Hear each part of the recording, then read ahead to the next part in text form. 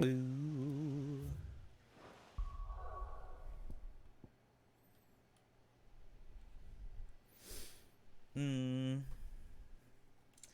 This is what I want to do.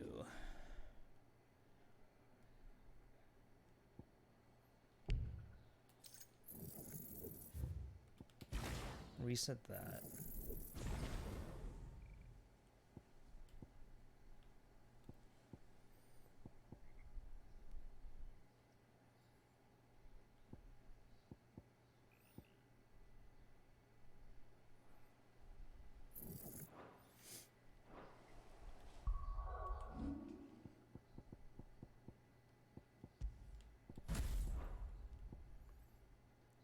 Wind up. Let's do Raging Fists.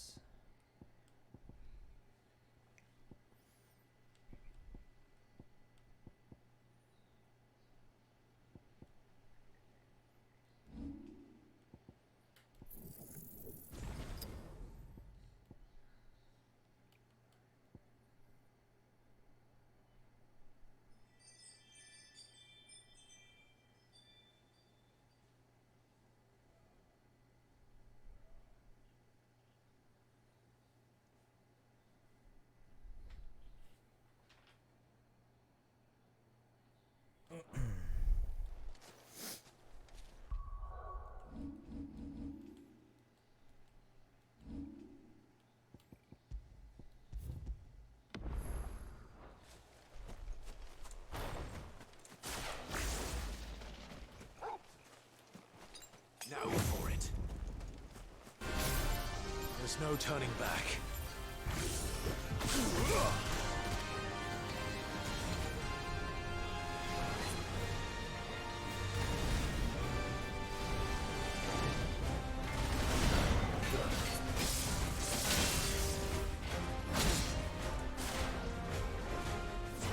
Well done, Tom.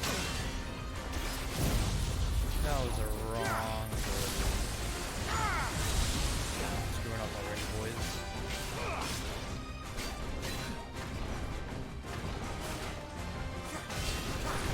Let's try.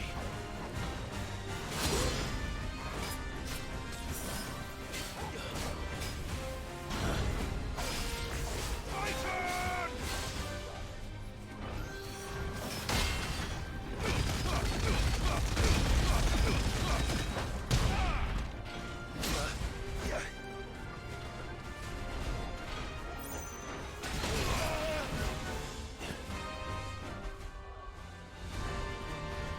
I failed.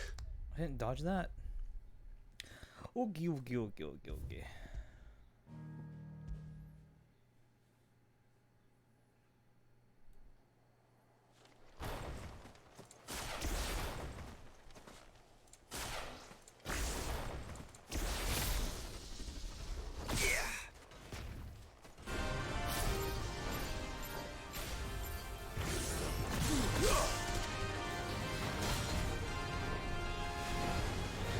Let's try.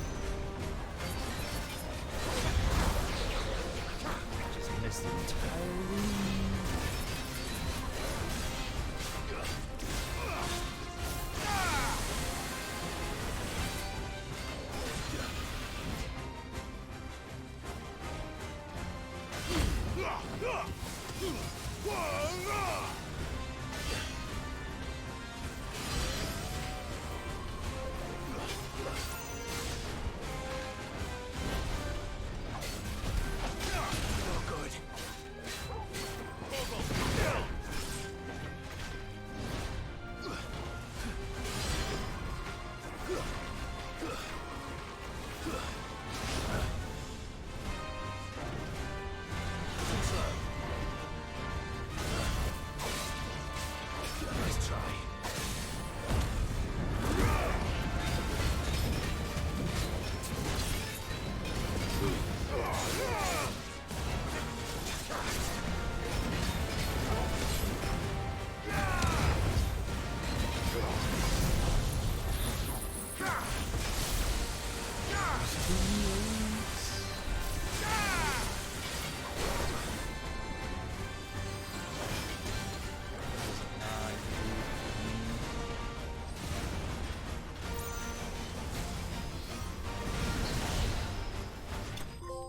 Oh.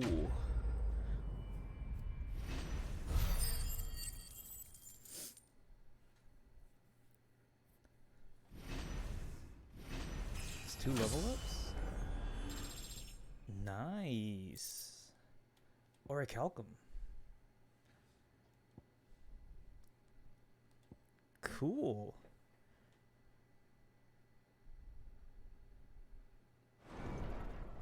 Back to sleep with you.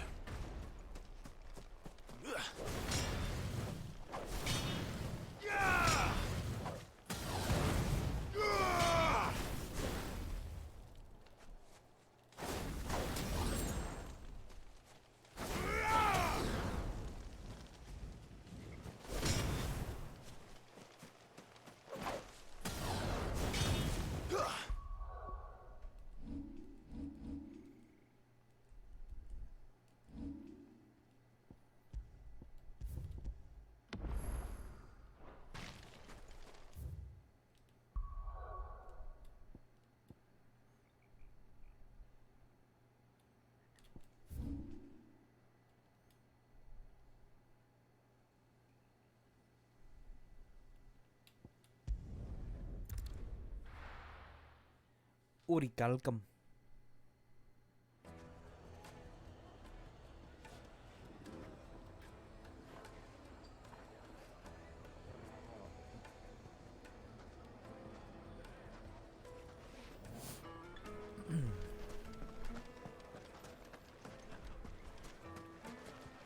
Master Lubor says Drake's famous for... I hear you've been busy.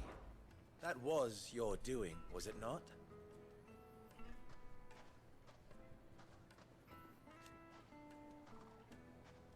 As for me,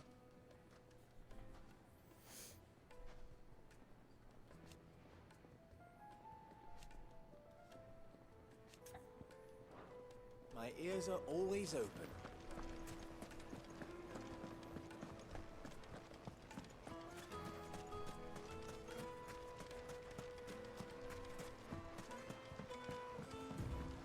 Looks like I found the river. Now where's Otto? Otto.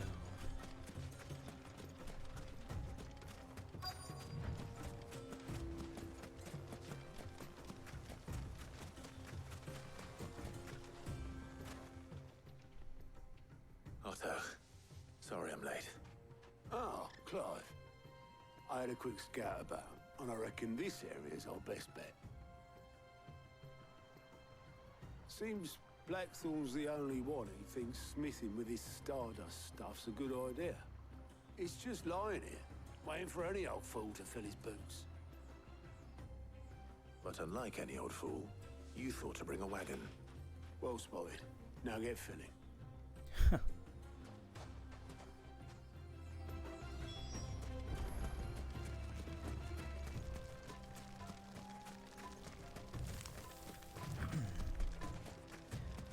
So much for Stardust.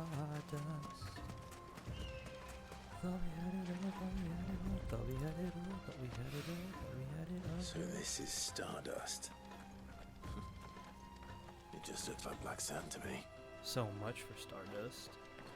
Yerp. Stardust.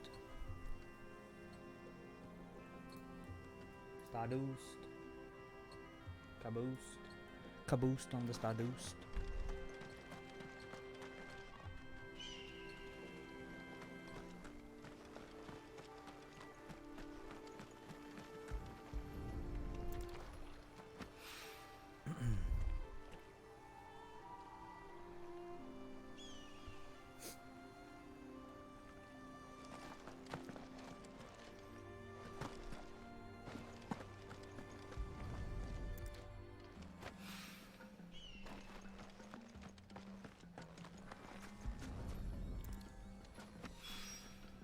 That should be enough for now.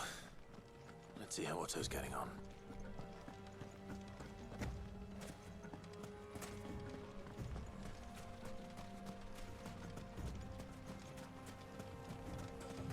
I just realized Clive has a sword on his hip.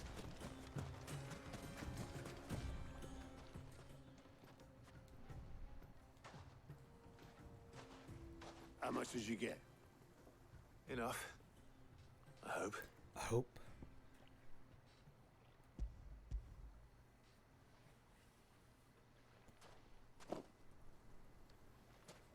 More than me.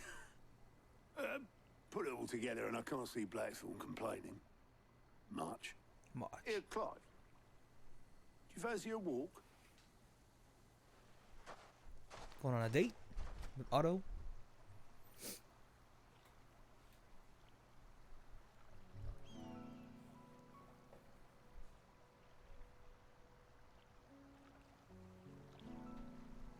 Sid would be proud.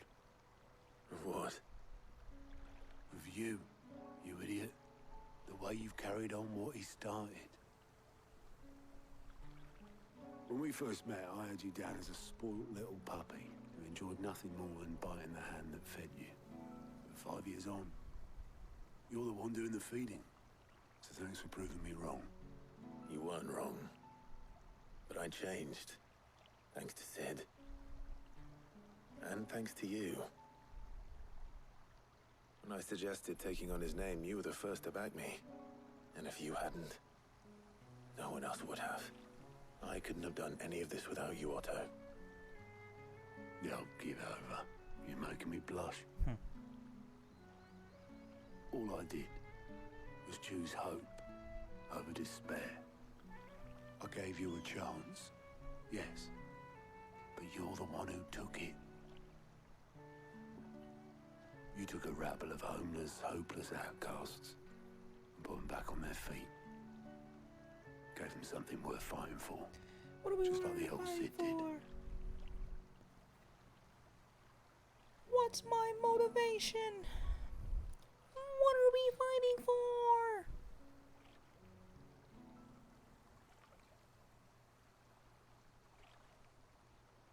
About time I was heading back, I reckon.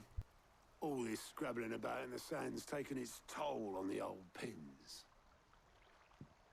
I'll see you back at the hideaway then. You can take a well-earned rest when you get there. Oh, I plan to. Believe you me. But I'll make sure Blackthorne gets his precious black sand before I put my feet up. He'll only moan otherwise.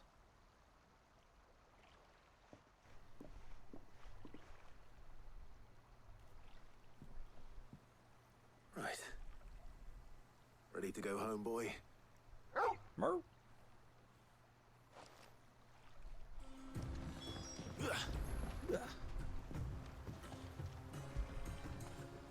When did you get so big? You didn't actually pet the dog. Mer.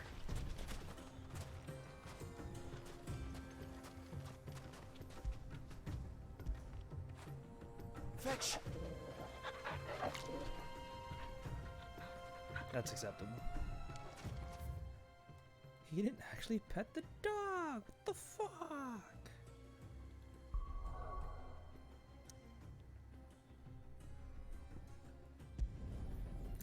Two more marked targets over in the desert, but Let's hope this is all Blackthorne needs. I feel like if we continue on with the mission, we'll be exploring those areas soon enough. So we can wait on doing that. How'd you lot get on? I brought back all that stuff Blackthorn asked for. There you are. Blackthorn's got his precious stardust, in case you were wondering. Blackthorn. Blackthorn, got everything you need? Yeah. Yeah, I do. Cheers for the stardust. Should be enough to be getting on with. Nice to get out and about for once. Let's do it again sometime, eh? I'll make a start on putting this thermal plating together then. It'll take some time, mind. So if you've got other things to be getting on with, I could do without you breathing down my neck. Thank you, Blackthorn.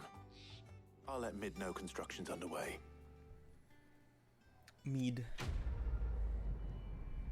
Midadol.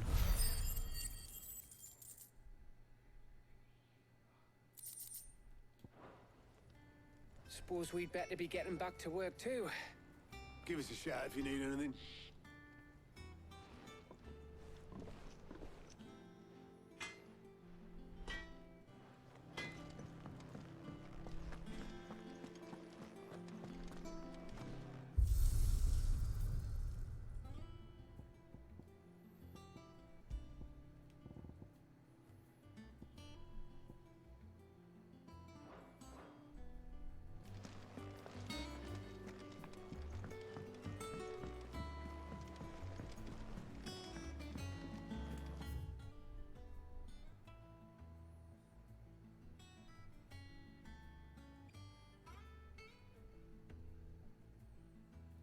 I wonder if that way was faster.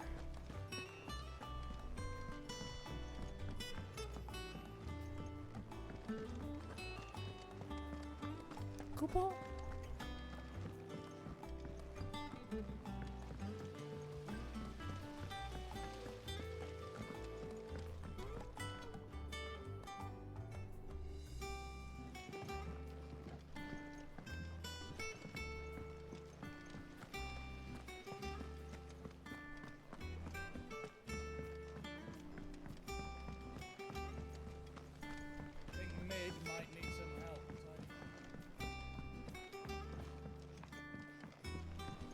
Come up with something soon.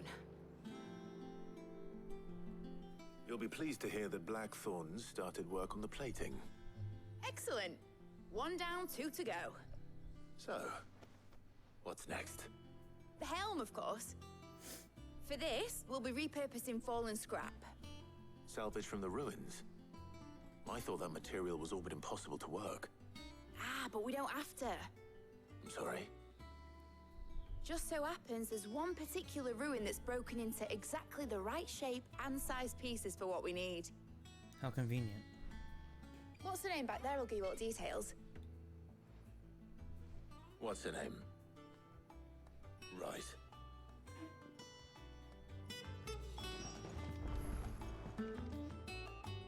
Oh, Sid, is this about the helm? Yes. Mid said I should speak with you. I'll show you the plans then. Here you see the mithril engine, in which mithril is burned to generate heat. That heat is then harnessed to produce motive force. Excess heat is dealt with by means of the thermal displacement stack, which disperses it into the surrounding air. Now, were we to rely on thermal plating alone to achieve this effect, the rate of excess heat buildup would far exceed the displacement coefficient of the plating. In other words, the reactor would overheat and eventually explode. This is where the helm comes in. It connects to the plating, you see, and serves as a sort of thermal sink to absorb all that excess energy. Our experiments have shown that fallen ceramics are remarkably thermophilic. They can withstand and absorb levels of heat far above anything we are able to make today. And not only that, they're also waterproof and immune to rust, making them the perfect material for our protective hood. Why? If sea or rainwater were to enter the reactor proper, it would vaporize instantly. The forces produced would tear the ship from stern to... You can stop there. I understand. Mid said we might be able to use parts of a fallen ruin. Where would I find it? Ah, yes. It's in Lorbert's Pass, near Lostwing. The thing is, well, I probably should have arranged to have the pieces we need brought here sooner. You see, a certain unwanted visitor has taken up residence there. It's no longer a matter of just walking in and taking them. It's, going to be considerably more dangerous than that. I see. Then I suppose I'd better deal with this unwanted visitor for you. Would that help? Oh, very much. Thank you, Sid. I'll gather my team and head there right away. We'll meet you outside the ruins.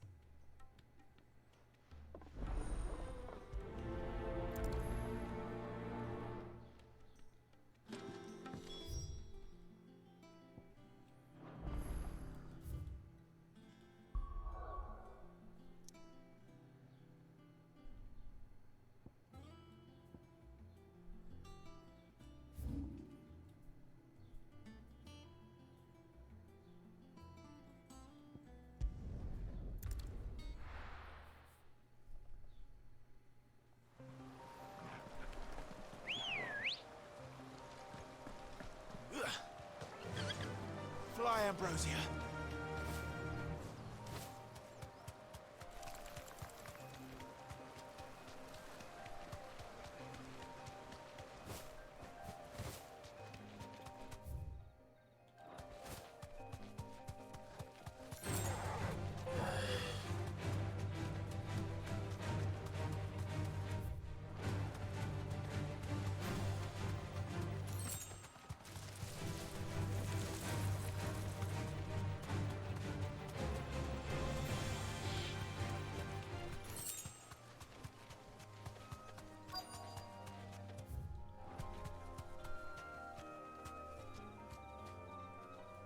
You deserve a rest.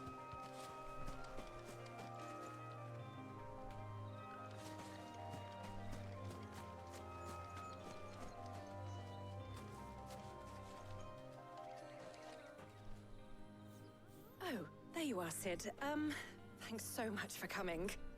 The, ruins are just over there, as is the creature I told you about, I'd imagine. Would you mind? Of course. I'll be right back. But what is the creature? Tell me what it is before.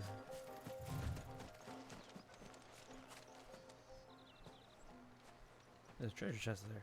Anybody home?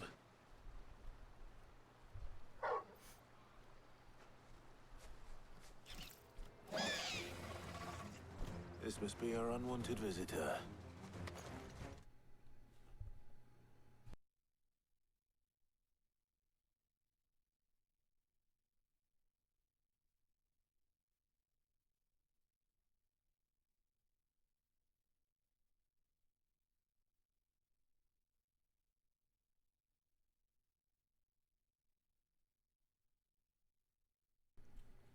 Time to go.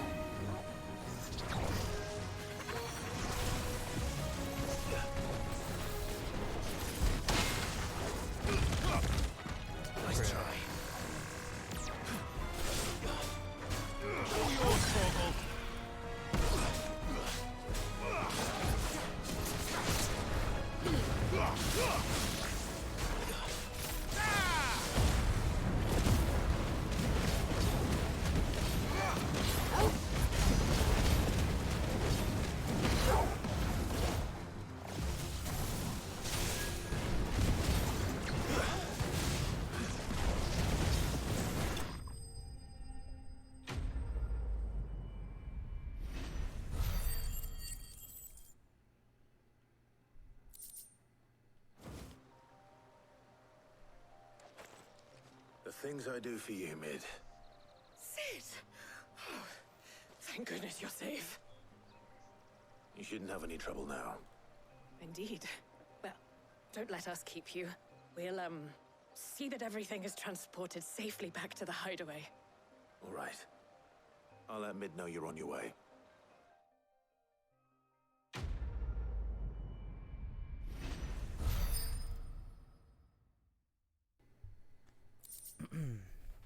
The Eye of the Warrior.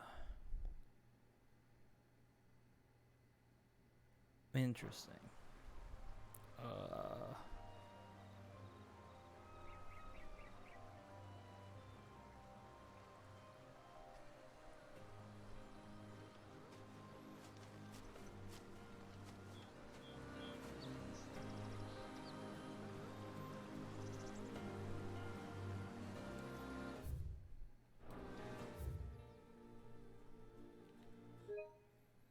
Wrong button.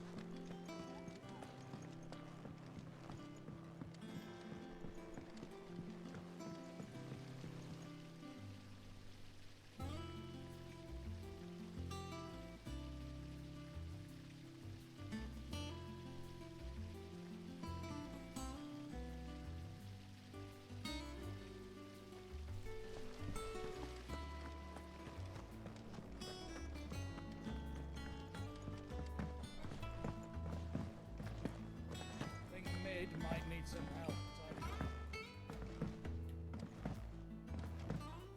If I don't come up with something soon. Mid. Helena has recovered the material for the helm. She'll be along shortly. Excellent. Another job well done. And just one remaining. Right. Right, the shielding. This one's a bit of a bugger. How so? The plating's enough to stop the engines going pop, but those things will still be spitting out enough fire to set the rest of the ship ablaze. Which is why you need proper shielding. A prison for the dragon's breath that's blazing away inside. I thought a triple thick layer of tempered steel might do it. Or more of the stuff that the Fallen use, but they'd both be too heavy. The helm and the plating are bulky enough as it is. Add any more weight and the whole ship would be at the bottom of the briny before we'd even started. I need something light. But I've racked my brains and I just can't think what would do it. Well, if I were in need of obscure knowledge, I know whose counsel I would seek. Harpocrates. Tomes? Yeah, well, I'd thought of that, obviously. I've got all the details written down here. Can you take this to him, see what he makes of it? Right away.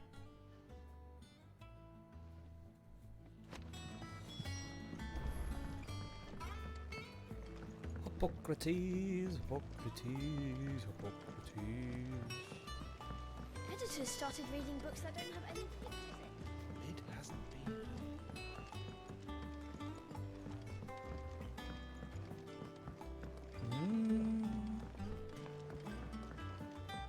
The residents are saying stuff about Mid. Saying she's not herself. Uh-oh. I heard what you told Nan about Kupka. Hopefully all our old friends can rest easy now. Thanks to Sid, the man who...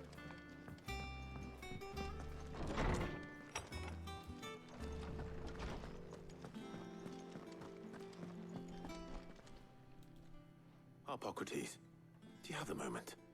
For you, Clive, always. Well, actually, it's for Mid this time. Could you take a look at this?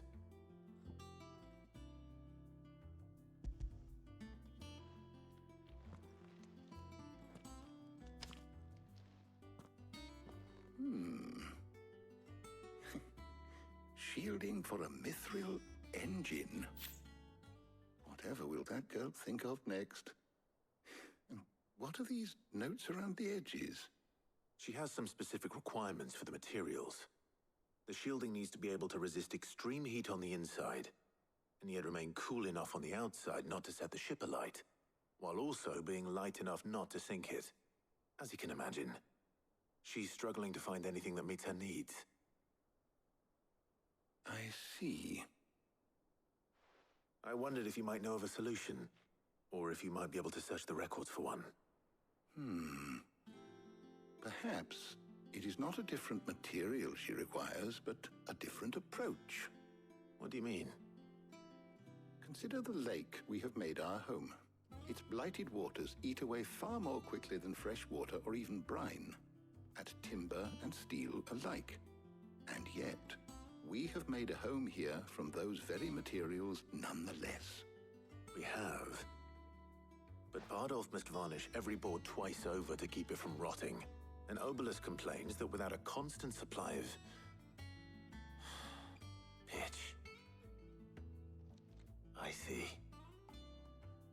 Early Gregorian histories speak of a preparation known as moondew. It is said to be able to resist even the most ferocious flames.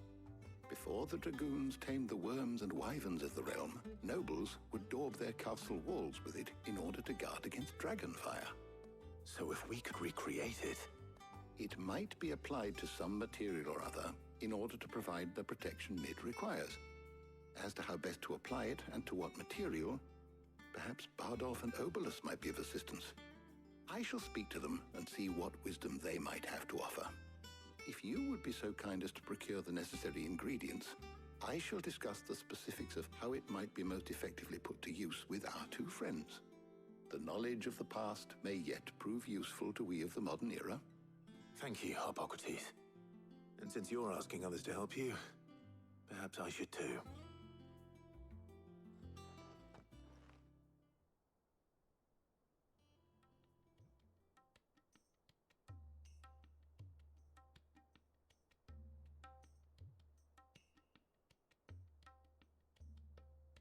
So you need a hand, do you? We do. I'll be heading to market for the ingredients we need. I could do with some help. And some company, too. The other can assist me in researching how best to prepare the shielding itself. Can we count on your aid? Always. Well, if Jill's game. Thank you. I am sure either of these fine young minds would prove indispensable in my research. I leave the decision as to who will go with whom in your capable hands, Clive.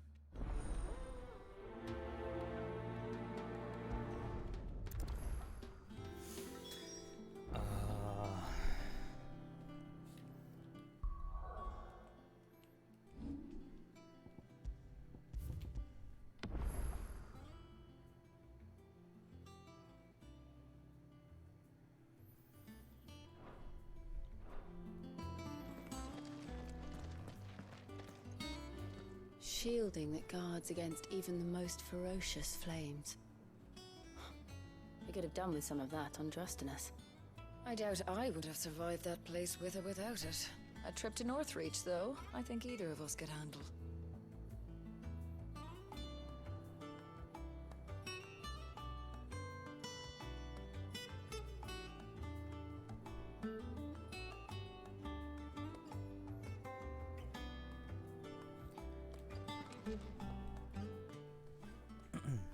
So, Clive, have you made your decision? Who will accompany you on your little excursion? Let's take Tharia. Jill All needs right. to rest. So, what are we fetching? I have taken the liberty of preparing a list. Here.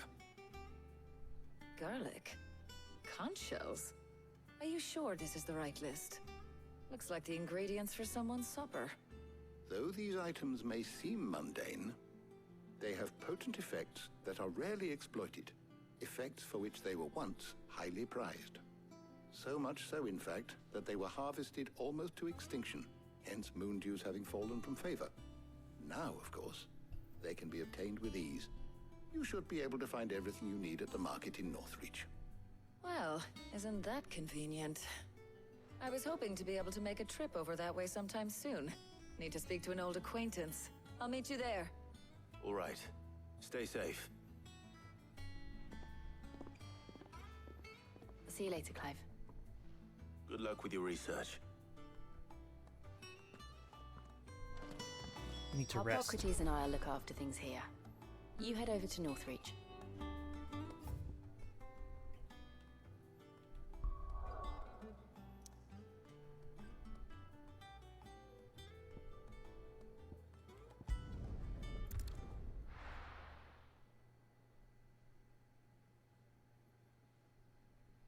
Now, where's Talia?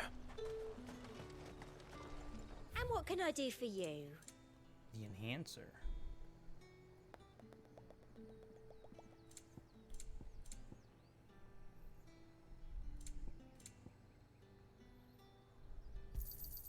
You've a keen eye.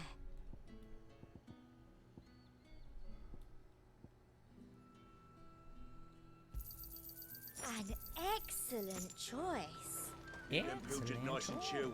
Need to stock up on these. Spoiling another catch. There you are, Talia. Ah, and there you are. We shouldn't have any problems finding what we need in a place like this. But if time is of the essence, perhaps we should split up. Take a few items each. All right. What shall I look for? Let's see now. Why don't you take the garlic and the pepio nuts? Meet me by the gate when you've got them. Nuts.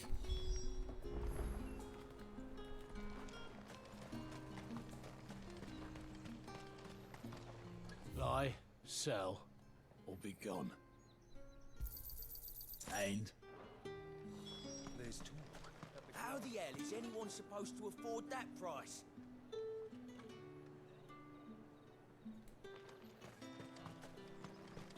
Out the L. You haven't much, but you're free to look. I'm I should broke. do it. Hopefully Talia's finished too. come and get them before they're gone.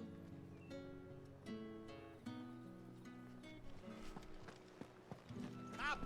You'll not find a bruised pippin in the... Well, did you find everything?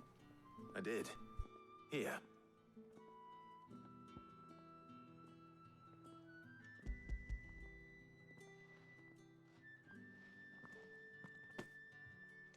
Nuts. Garlic and pepio nuts.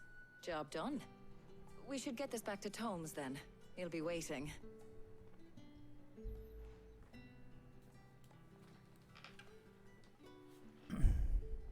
But we're not in too much of a rush, are we? Quick chat.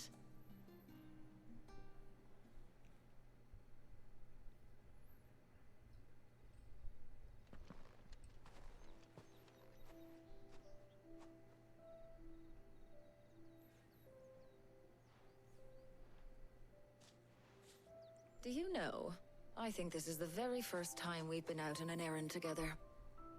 Yes. I think you might be right. In all the years since you and that scowl of yours first appeared, you haven't invited me out once. For shame. Well, it seemed long overdue. And you did say you had some shopping to do. I was hoping to restock my supplies of herbs and liniment, yes. You and Jill alone burned through them like wildfire. No luck, though. My usual supplier's not here, and I refuse to pay the prices these gougers charge. I'll ask Karen when we get back. What is it? Oh, just memories. I came here with Sid once, shopping for supplies, just like today. And just like today, I came away empty-handed. Sid even said he'd speak to Karen for me when we got back. Has it really been 5 years? I remember it as if it was yesterday. Hold on. Does that mean it's been 5 years since we met? Feels a lot longer. It does. In a good way, of course.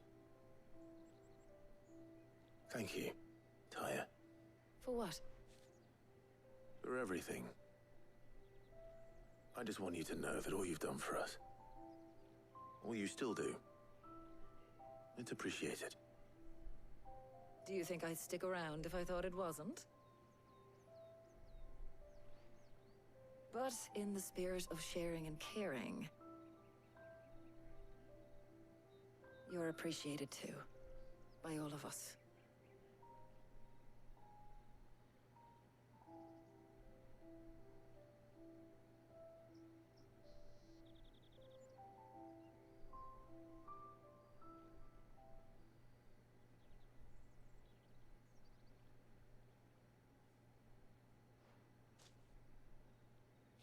Well, I think we've tarried long enough. I ought to get these ingredients back to Tome so he can make up this concoction of his. I'll meet you back at the hideaway, all right? All right. And thanks again. I heard you the first time.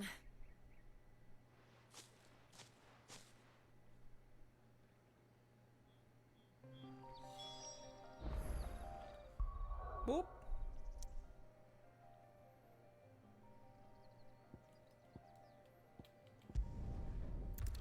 The hide away. Hide away.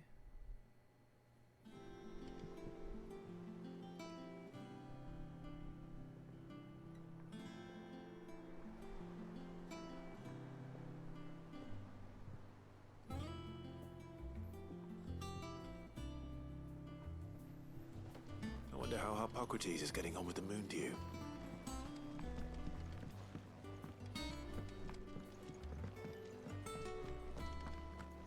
Ugh, I'm never drinking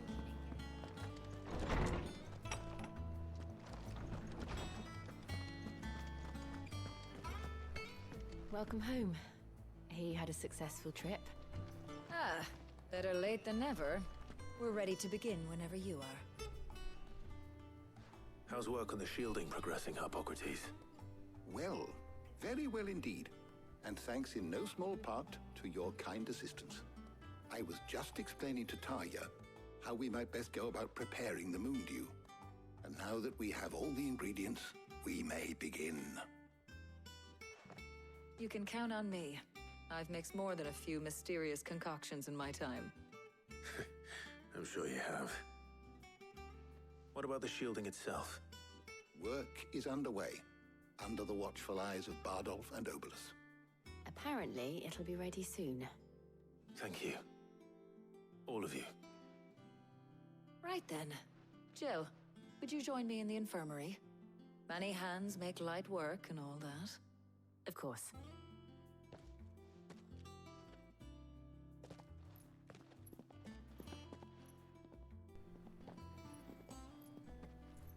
Oh, and Clive. It was good to talk. We should do it again sometime. It appears our work here is almost at an end. A shame. I was enjoying playing the man of action for once. When both the Hippocrates is shielding a and G. the moon dew are ready, it will merely be a matter of applying the one to the other. Followed by a rigorous process of testing and retesting, of course. Perhaps someone ought to warn young Mid of that. Leave it to me. Thank you, Hippocrates.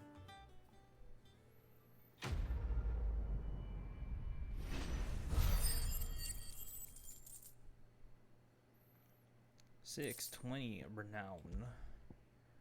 Renowned. Well, I'd better go and give Mid the good news then.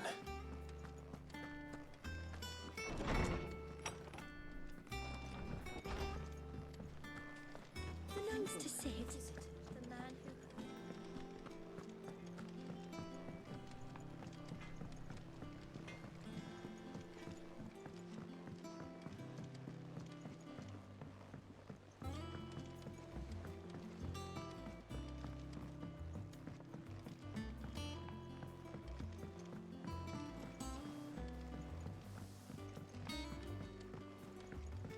Editors started reading books that don't have any pictures in.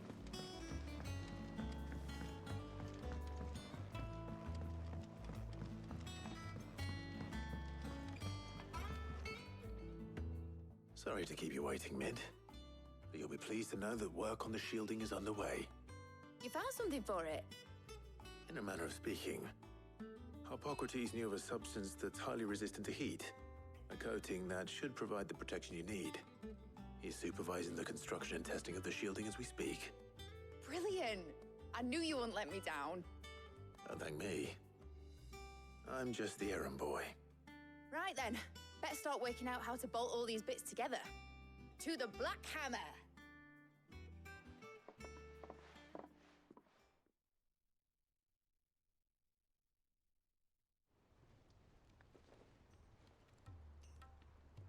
You know, when I got into the smithing game, I thought I'd be making swords and shields, not thermal bleeding didgeridoo-dahs. Displacement stacks. Same difference. Whatever you call it, I ain't putting it together in here. It's cramped enough as it is. Let's take this outside. Mid, you get all the parts lined up on the deck. I'll take care of the rest. On my way! Oh, and bring me the biggest hammer you can find. This is gonna require some precision walloping.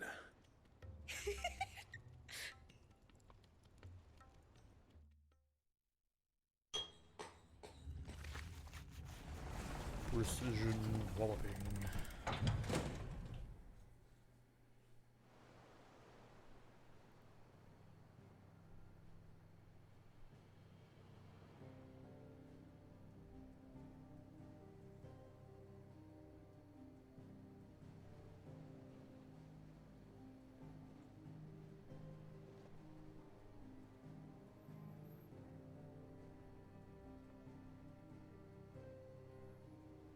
It's finished! It's finally finished!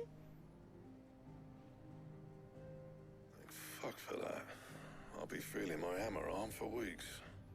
Thank you, Clive, Blackthorn, everyone. That's one down and just 3 more to go. I'm sorry. Oh, didn't I tell you? The Enterprise has 4 mithril engines, and we'll be needing a displacement stack for each. You don't mean... Don't worry. Now they've got a finished one to work off. My gang in Canva can build the rest. Good luck to them, I say. Right, I'm off to get a sling for this elbow. Any other work comes in, keep it to yourselves, eh?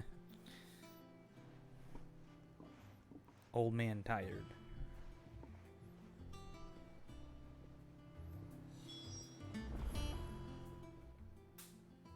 What's the matter? Nothing. Just daydreaming. Thinking about the Enterprise sailing off over the horizon to shores unknown. Searching for a land untouched by the Blight. Just like me and my dad planned. So if the worst came to the worst and every scrap of soil in the Twins turned black, we might still have a chance. That's what she was meant to be. You see, one last chance just in case we needed it. But now she's so close to being finished, I've realized I don't want it to be that. I don't want it to be just a lifeboat for us to cling to if things get desperate. I want people to sail aboard her by choice, not from the lack of it. In a world where we're not just trying to survive, but where we can actually live. I'm working on that. And I'll do everything I can to get you what you want. Don't you always? Alright. My mind's made up. As soon as the Enterprise is fit to sail, I'm putting her under your command. Sod our plans, I'm trusting in yours. Are you sure about this? Something tells me it's what my dad would have wanted. He'd be proud of you. You were gonna visit his grave, weren't you? I was. And you can come too, now that your little project is finished. Right. There's just one thing I need to finish up first. Won't be a mo. All right. I'll let Otto know you're coming. Meet us in the mess when you're ready. Aye, aye, Captain.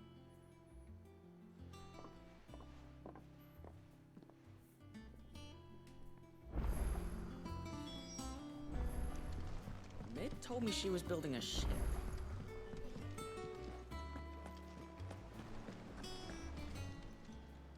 How may I help you today, Clive?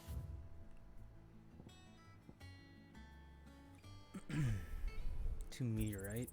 Here you are. Thanks. All done?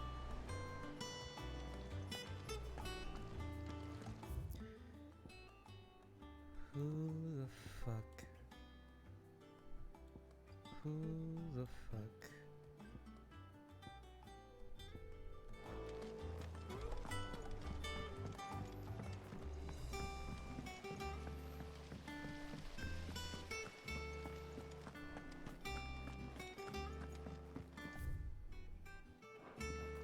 Is that in the dungeon? Think Mid might need some help tidying up.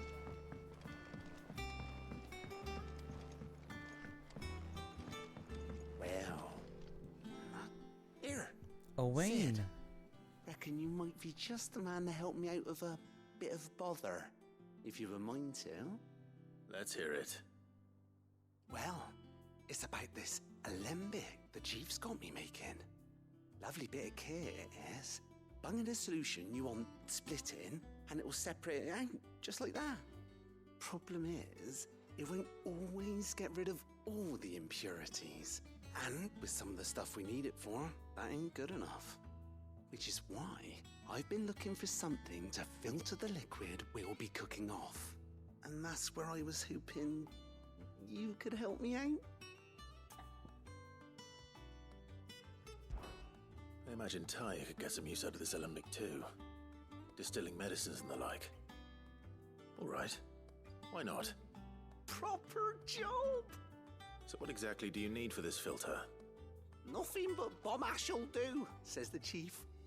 Gave me a sample she'd obtained from the university stores. Couldn't believe my eyes. You pour the blackest blight water through it, and it comes out clear as a mountain stream. So, I did a bit of reading about where I might be able to get hold of some. And do you know what I found out? It's only the blimmin' bones of a bomb king. They leave them behind when they die, see? I take it that's where I come in. If you wouldn't mind. I saw a billet on the hunt board for one just the other day. Would have gone myself, but, well, fighting dirty great balls of flame isn't exactly my forte. You, on the other hand... All right. I'll see what I can do. Thank you kindly. And good hunting, eh? Good hunting, eh?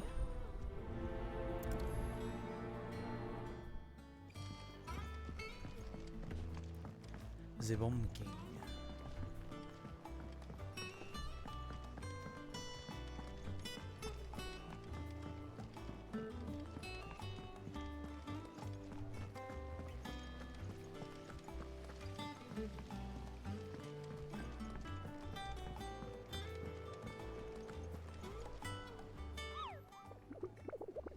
Wiggle, wiggle, wiggle.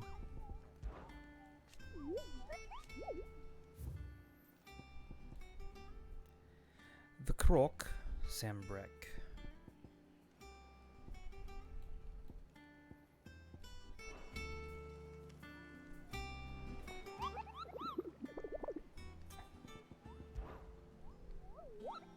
You mean the Iron Kingdom?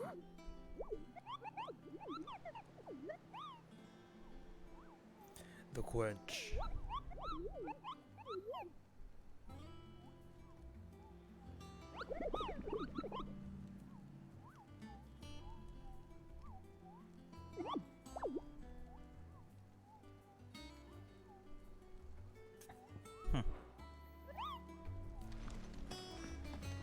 Going to the cook in Sambriek. Maid told me she was building a ship. Is that the thing Tomes helped to build?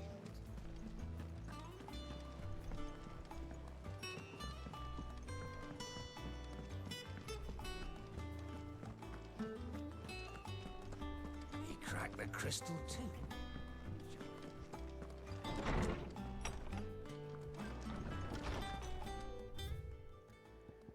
Whoa. Something to private ledgers at our behest. I might come across something that might need your attention, maybe, and by I mean immediately I know you know where I'll be. Trouble with the ledgers? Shouldn't he be asking Otto for help?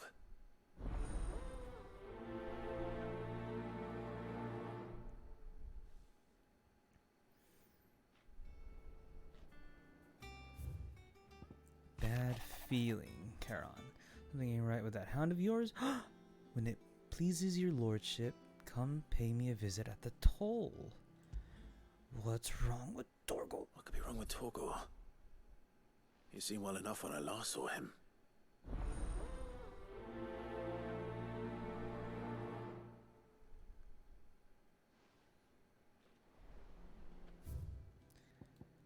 About Blackthorn. Pen is mightier. August. Cheers for your help dragging Blackthorn out of the dumps the other day. Thing is, I reckon he's gonna throw himself back in, judging by the droop of his jaws lately. So I'm thinking maybe it weren't just the leather that was on his mind. Maybe there's there's other demons jabbing their pitchforks into his privates. I know you're a busy bloke, but next time you find yourself free, maybe we can go and ask the old bastard what's got him so hot and bothered. Assuming it ain't just the forge. Sure. Hopefully it's nothing. But I should speak to Blackthorn just in case.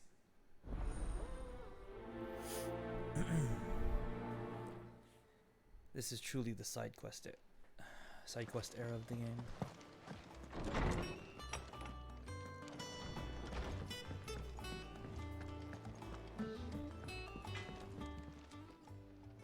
Blackthorn, do you have a moment? Not really, no.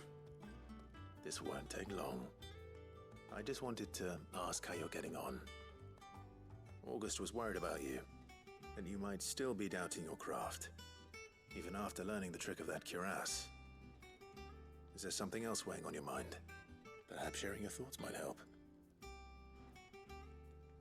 That bastard's like a dog with a bone. Still, he's got a keen eye, I'll give him that. He's just, well, Karen showed me something I've never seen before. Okay. A sword. An odd-looking thing with a single-edged blade. The metal itself wasn't anything to write home about, but fuck me, the edge on it. You could slice a man clean in two with a weapon like that, and he'd be halfway home before he even realised he'd been cut. So that's what's troubling you? No. Not troubling me exactly. More distracting. Can't stop thinking, how do you get an edge that sharp? It's driving me mad. And if you knew how to do it, we could arm the curse breakers with even better blades. That's about the size of it, yeah. I'll see what I can find out. Sharper swords are always welcome.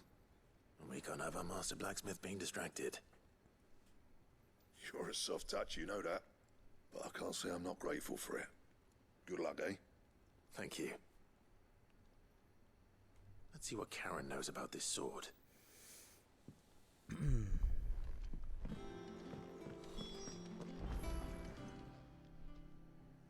I got your note. You think something's wrong with Torgal? So you can read. Congratulations. What the fuck? I didn't say I were wrong with him. I said something weren't right. He's not been eating me treats. He used to love cracking the bones from Molly's boiled brown, but now he won't so much as look at them. Didn't like him. Which is why I'm of the mind that his mind's on something else. You've not been working him too hard, have you? No harder than usual.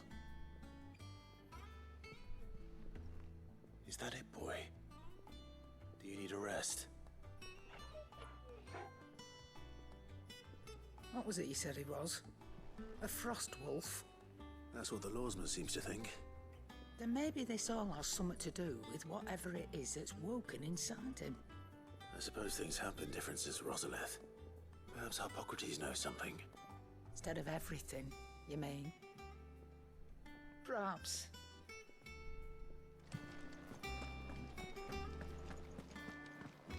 The nobleman who visited. You're looking well, Karen. What do you want? How were they? I want to know about the sword you showed Blackthorn. Single-edged and extremely sharp. Running around after him again, are you? I suppose I am, yes. But I need to help him find out how to work an edge like that. It's driving him to distraction. Little wonder, I suppose. There's not many like that make it as far as the twins, and those that do go straight into private collections. Which made it nice and easy finding a buyer. Can you tell me who bought it? Where is it now? You think I tell people who my clients are? Suppose you're not likely to go nicking him off me, are you now? Fine. If you stop mooning at me like that. Lord Ignac's the man you want. Dalmekian bloke. Collects weapons and the like. And he's got more money than sense, which is why he's one of my favourite clients. Reckon he'll still be at the inn in Dalamil, where I left him. Thank you, Karen. Oh, and he's a touch eccentric, if you take my meaning. I appreciate the warning.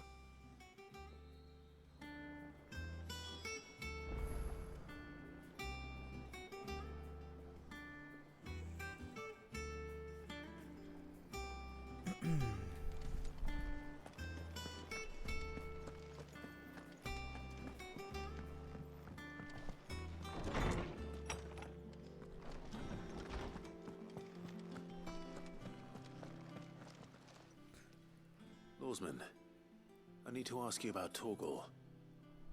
Something's not right with him. He isn't ill, is he?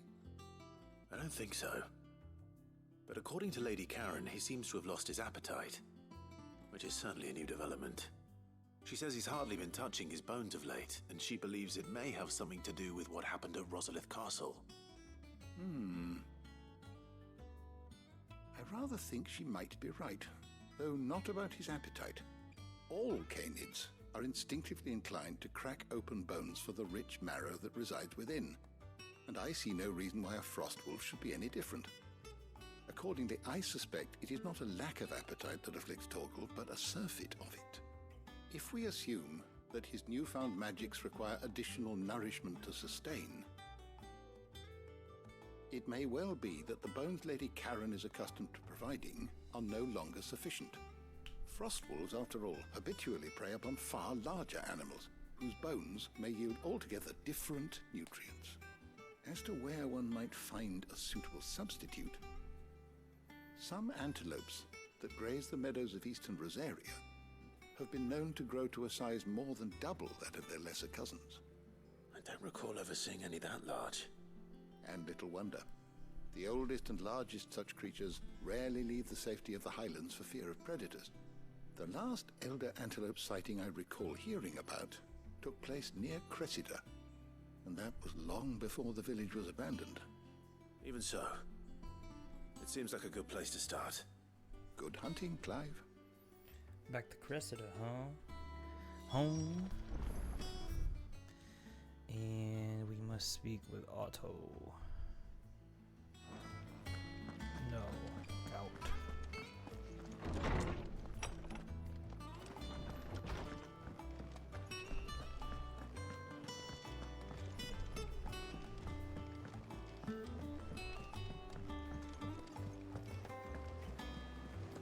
Is that the thing Tomes helped to build? Help to build. They told me she was building a ship.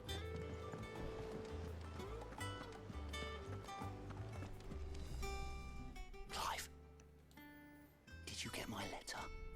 That's why I'm here. Shh. Otto might be listening. Is this better? A little. Listen. I've some bad news. It turns out the hideaway may be slightly behind in its payment to certain lenders, and it's maybe my fault. But I swear to the goddess, I thought I had the numbers square. Sadly, that square turned out to be more of a circle. 0, you might say. This bitch. I can straighten it out, I swear, but it's gonna take some time, and I'm gonna need help keeping it from Otto. Bit late for that, I'd say. There you are! What a surprise! So let me get this straight.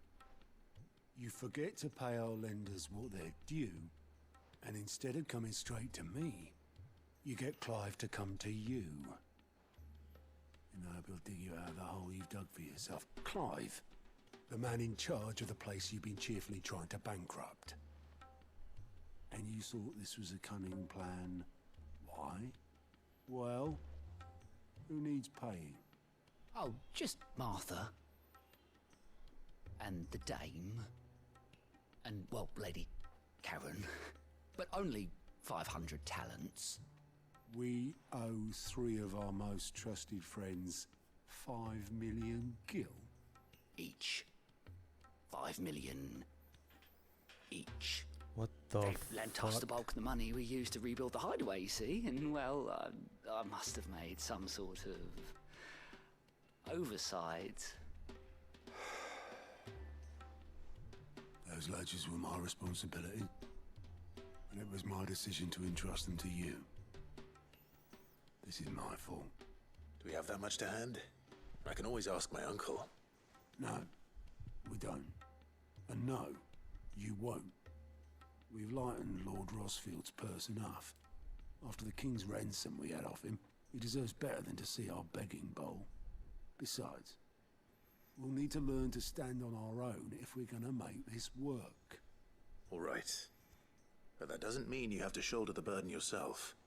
Is there anything I can do to help? There might be. How'd you fancy taking these to Martha and the dame? Rocks. Rocks, he says. Worth 1,000 talents apiece, these are. A little something Sid and I set aside for when times got lean. And I reckon 15 million in overdue debt probably qualifies. I just hope our associates' eyes are a bit more discerning than yours. I'm sure there will be. Should be me making the rounds, really. But you know how it is with this place. Orders to bark, arses to wipe, and all that. I know. Which is why I don't mind going in your place. Go. Do you know why I only gave Master Clive here 2 star rubies? Because you'd rather Lady Karen killed me. Because I'd rather Lady Karen killed you. Yes. Well, I suppose this is goodbye then. Don't worry. I'm sure Karen will understand. Really? Do you think so? No. No. I don't.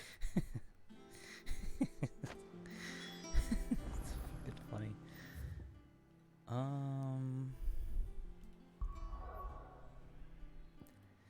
Go here. Martha's Rest. This is Sambrek.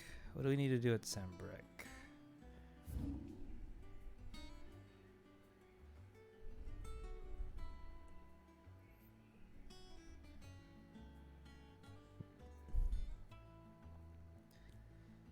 There's a bomb somewhere we're supposed to take down.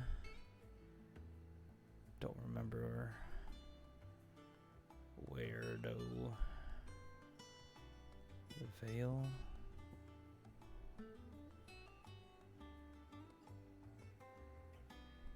It's the Dame.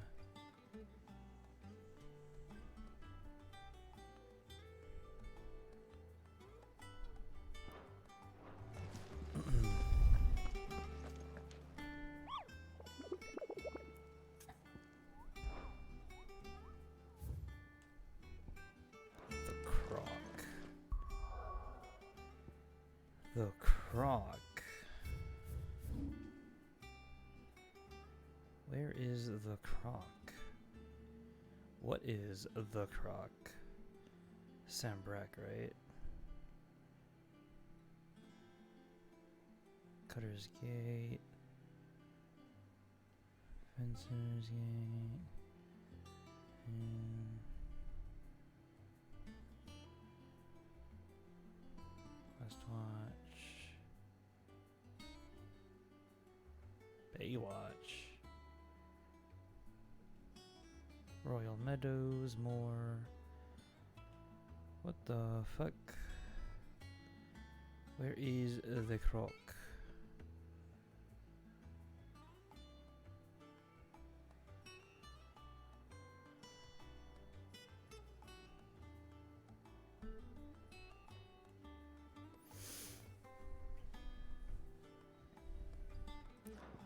I don't see no Croc.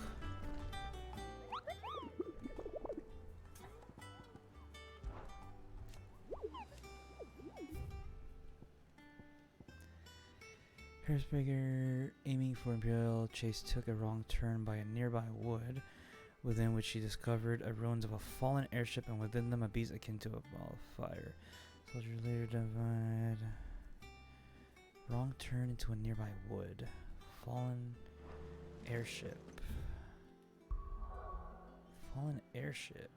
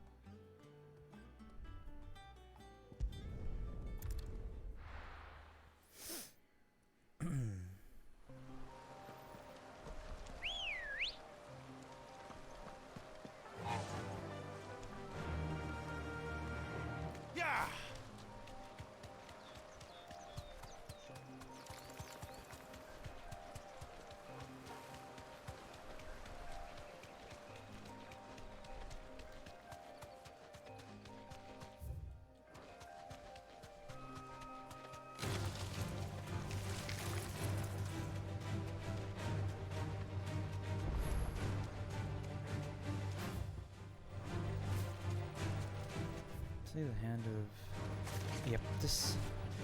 Eaptis.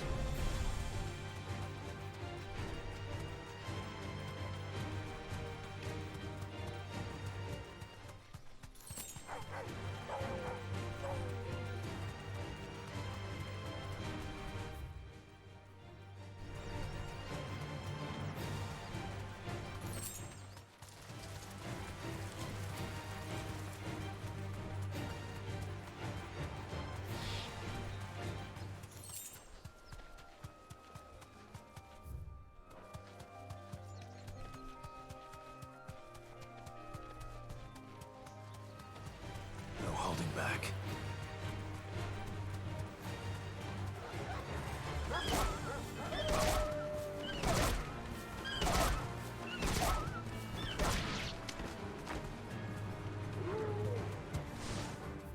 Not here.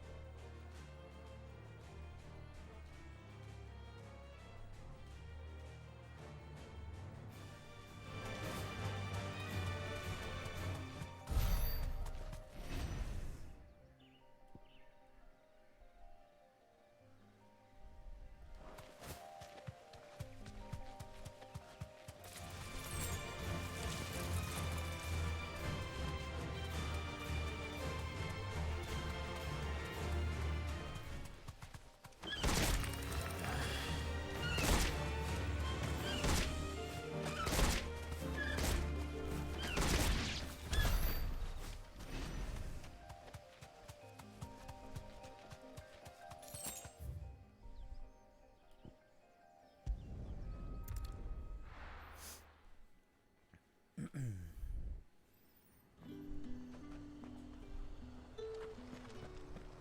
them pilgers nice and chilled. I won't have you. Look at this place. Ready, girl? Faster!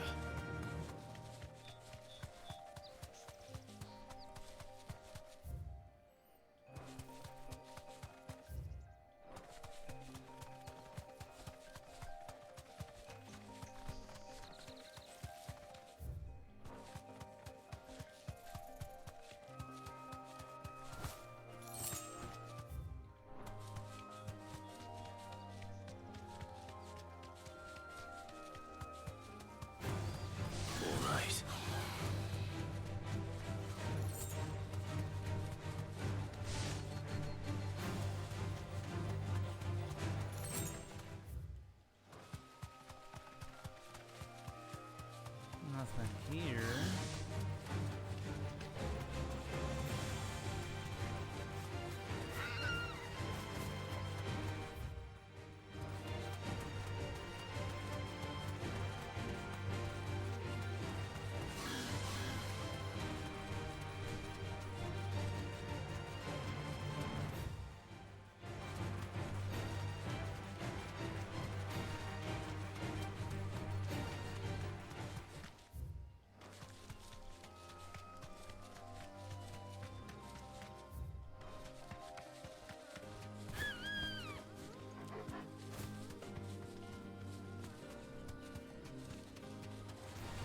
No holding back. Not here either.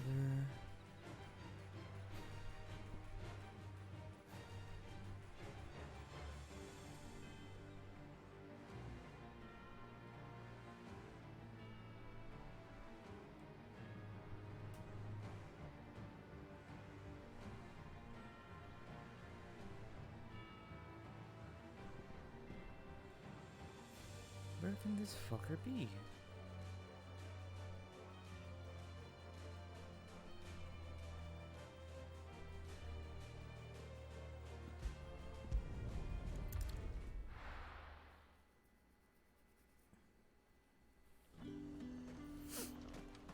There's talk that the glass... How the hell is anyone supposed to...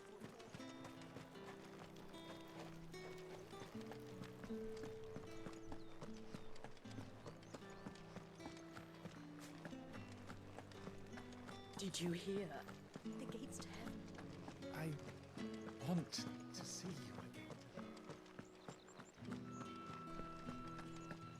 What am I gonna do without sweet water and oil of talc? Still no caravan from the Dominion's parfumeries yet, then? Milady, I come bearing gifts. Gifts? Whatever is the occasion.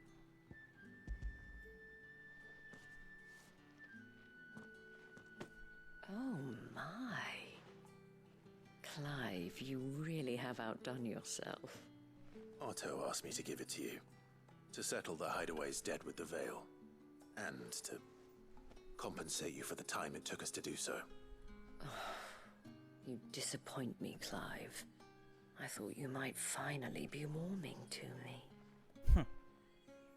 Tell Otto he can keep his baubles. I tried to tell him as much the first time around. The man owes me nothing, nor does the Hideaway. My contribution to the restoration effort was made freely and willingly. It was the least I could do. You once told me Sid did you a kindness. I'd like to do the same. Please, accept it. For my sake. And for Otto's. For all of us. For all you've done. It is rather fetching, isn't it? Very well. Otto is lucky to have you, Clive. I doubt anything could ever replace his son. But you and the others at the Hideaway are the closest thing he has to family. Otto had a son. Long ago. Yes. Sid told me Otto lost him when he was just a boy, and blamed himself for not being able to stop it. I don't know how it happened, whether there was anything he could have done. But it was clear that it weighed heavily on him. I didn't know.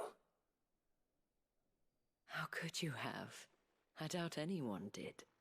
Besides Sid, I've never met a man more keen to bear his sorrows in stoic silence. An ill habit, given that both have always been surrounded by friends desperate to help them. I'm beginning to see that.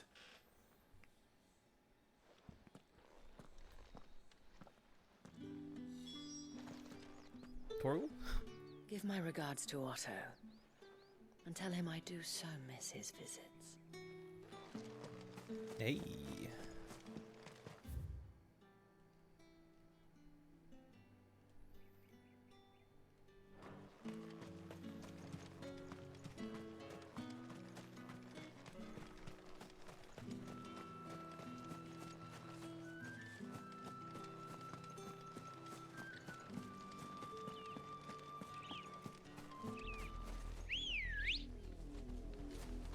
Ready, go?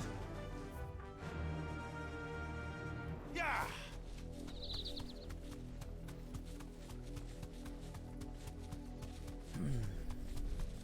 They took a wrong turn in a forest. There's no forest here, right?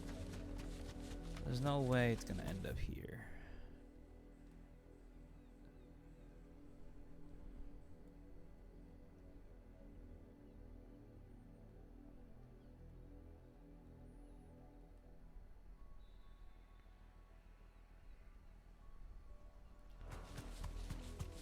Could be down there.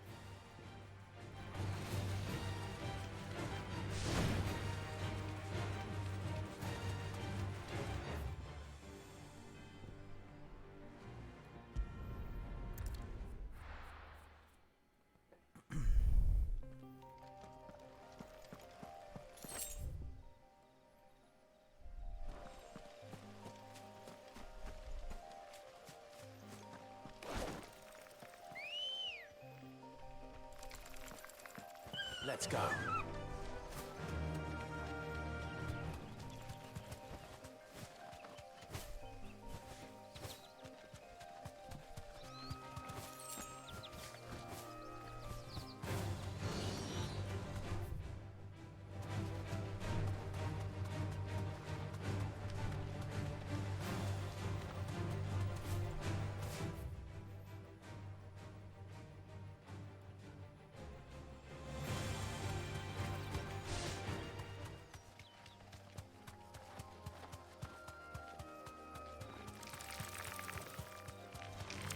Time to fight.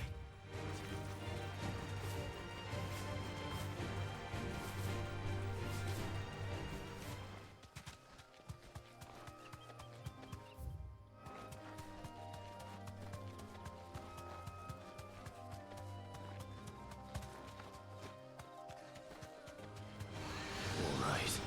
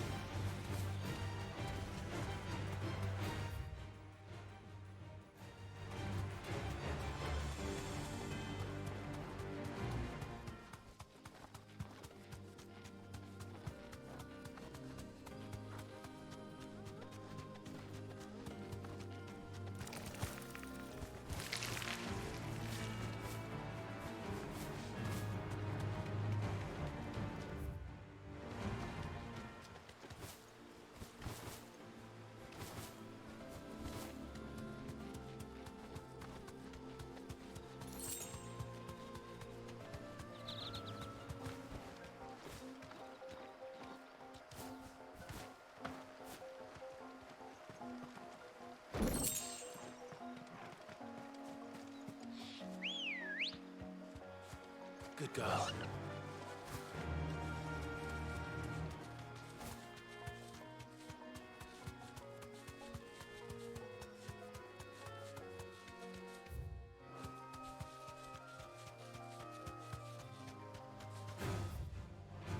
All right.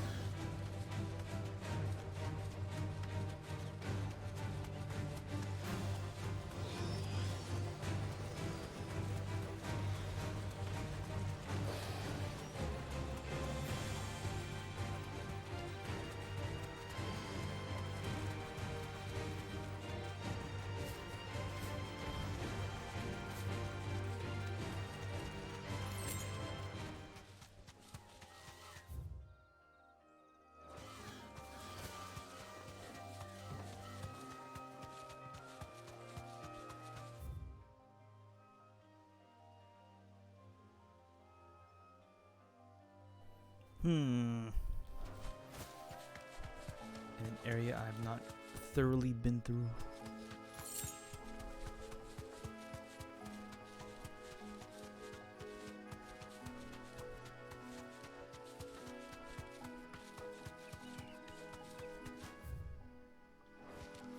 That'll do, girl.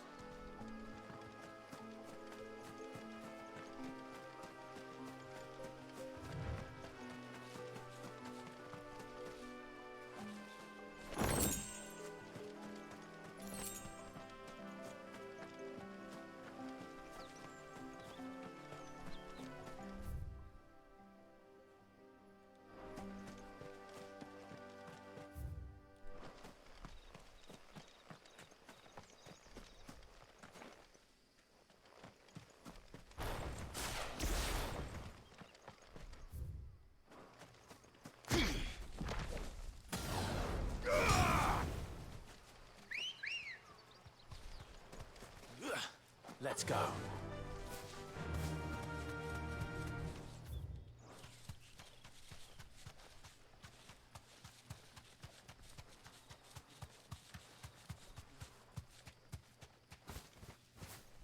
Thanks, girl.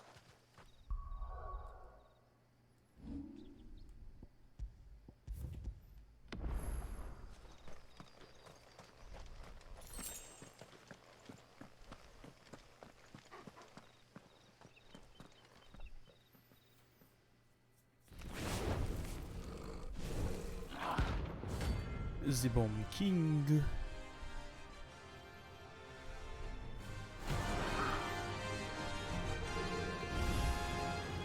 what we have here. Greetings, Your Majesty.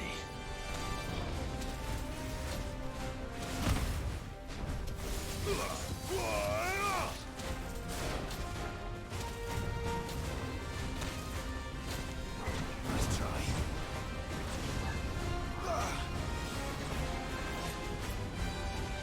Too slow.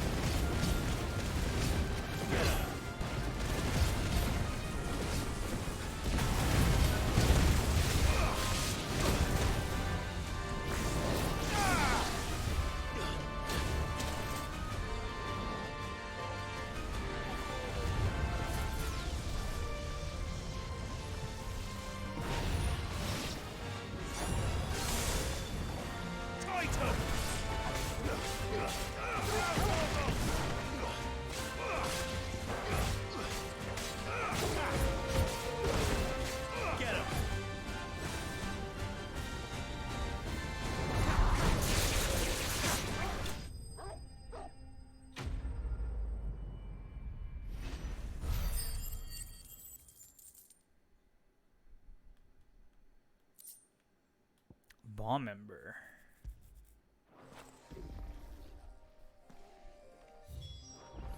Your reign is over. Now to collect the ash. This looks like the stuff. Let's see if there's any more.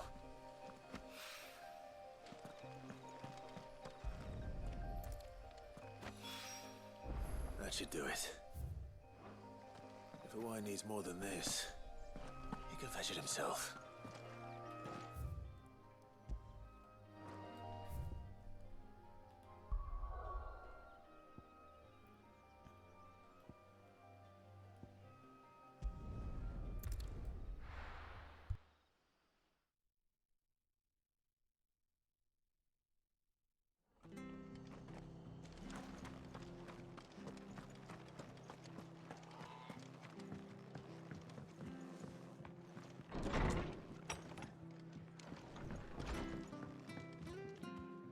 Clive, we weren't expecting you.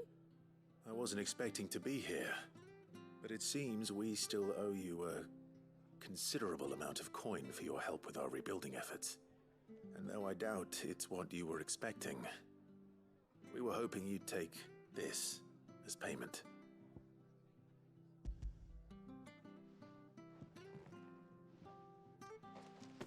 A star ruby? I can't accept this. It's worth at least twice what you owe me.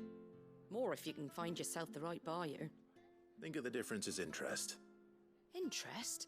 If word got out I charged that much, no one would ever borrow from me again.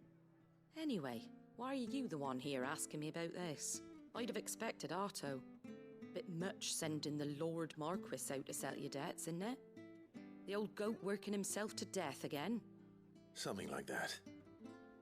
Most days I think he's the only reason the hideaway's still standing. Same as always, eh? Back when the place was nothing but a twinkle in the eye of a recently retired Lord Commander, word is he was the first one Sid reached out to. Probably knew that without his strong arm and level head, the idea would never get off the ground. Sid may have been the face of the hideaway, but Otto's always been the backbone. And when Sid passed away, we were all worried that would be the end of it. That Otto would just give up. His death was hard on everyone. But it must have hit Otto hardest of all. But he didn't give up, did he? Quite the opposite, in fact. If I recall, he was the one who nominated you as Sid's replacement, and rallied the rest around you. I reckon what he saw in Sid, he saw in you too. And don't we all? Doesn't hurt that you're half as stubborn and twice as handsome, neither. That, and you keep good company. I suppose I do.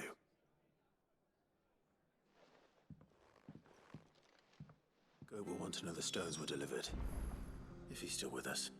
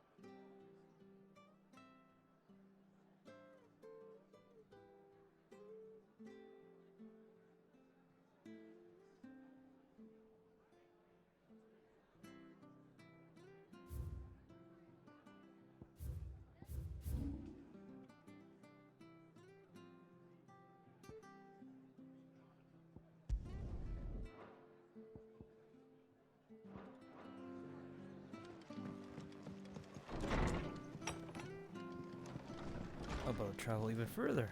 We're already here in Martha's Rest. We just go from here.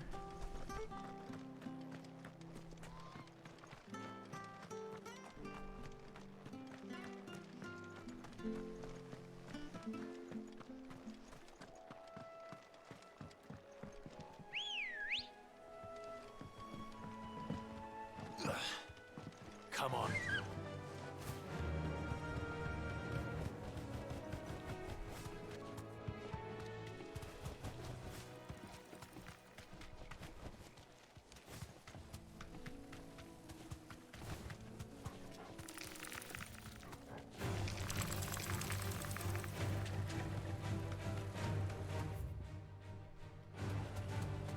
Hand of Hyperion.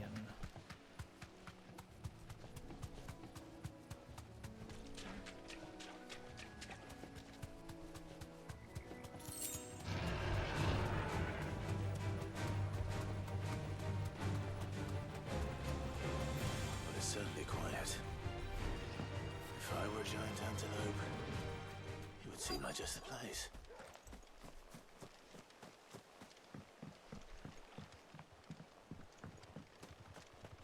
I doubt we'll find one bigger than that. You hungry, Torgal?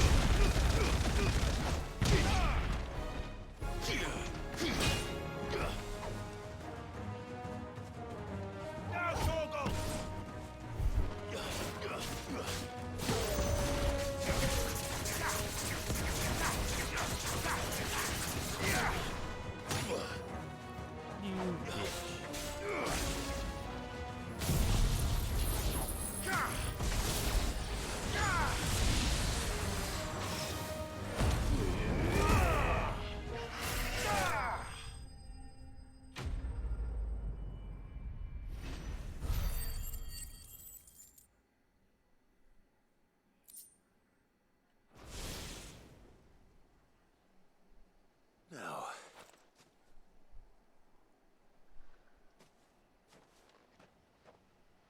will it be enough, I wonder?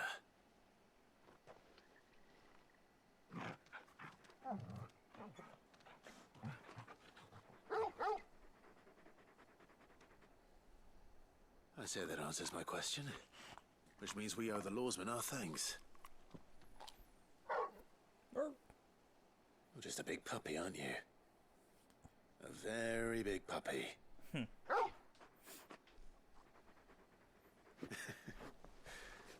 do know you can take that with you, Torgal. Lady Karen will be relieved to hear you've got your appetite back. Come on, boy.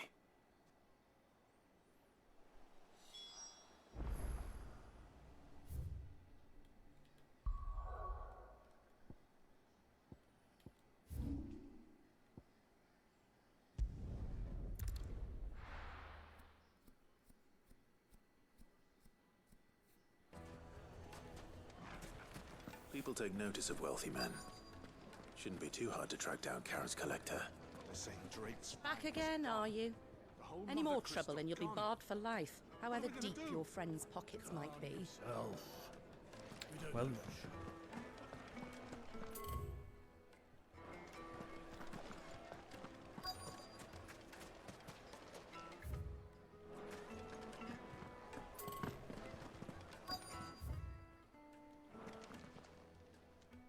My reputation will be ruined! Ruined! Calm yourself, Lord Ignac, I beg of you, before you do yourself a mischief. Pardon the intrusion, but... Out! Get out! I paid for these rooms so I wouldn't be disturbed. Leave me be! Please, allow me to apologize. His lordship is going through a difficult time, and he's never been fond of guests arriving unannounced. Radim! Get rid of the filthy oaf this instant! Very good, Lord Ignac. Would you mind stepping outside for a moment?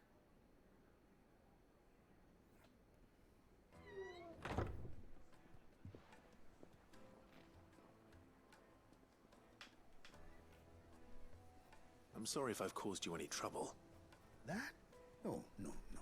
That's just how his lordship is. Though the morning's events have left him somewhat fractious. He has been dispossessed of his luggage, you see. The thieves also made away with a considerable amount of coin. Coin the innkeeper will soon be keen to collect. I don't suppose a certain blade was among the stolen items. A single-edged sword. It was purchased from a merchant friend of mine. Ah, you know Lady Karen. Yes, I'm afraid it was. Then I'll retrieve Lord Ignac's luggage. But I have one condition. You have but to state it. You are welcome to anything that is within my power to grant. I want an audience with Lord Ignac. A few minutes should be enough. Then I'll be on my way. A condition I would be a fool to refuse. Of course, you shall have your audience. I don't suppose you saw where the thieves went. I did not, no. Though some discreet inquiries made on his lordship's behalf mean that I know where you might find them. The bandit's bed. Every ill-gotten coin in Dalamil is said to pass through that disreputable corner of the Valcroy. And that's where I'm heading. I shall speak to Lord Ignac in your absence, and arrange for an audience upon your triumphant return. That will be very kind of you. Farewell, and best of luck. That's all the way over here.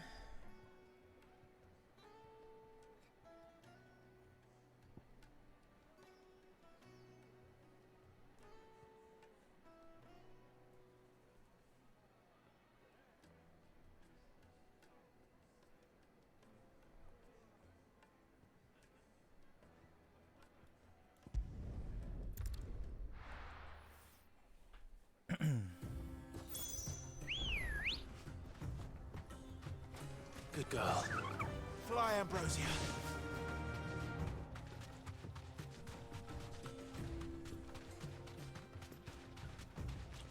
You talk about fly?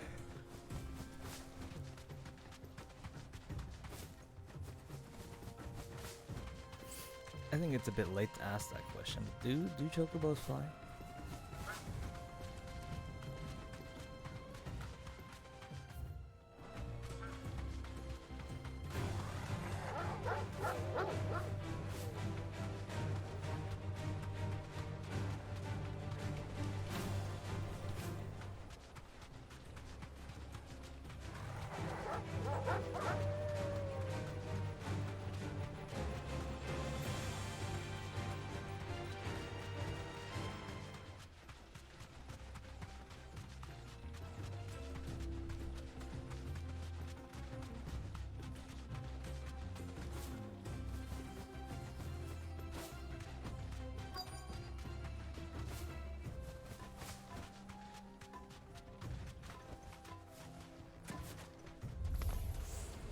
got company!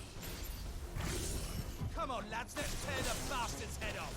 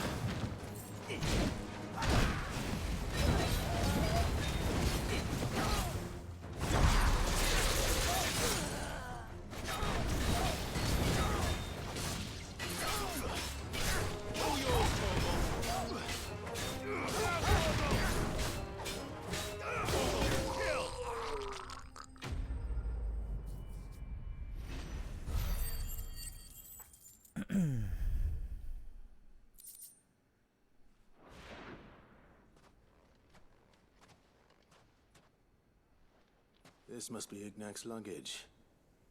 Nothing seems to be damaged. All right. Let's get it back to Delamil. Delamil.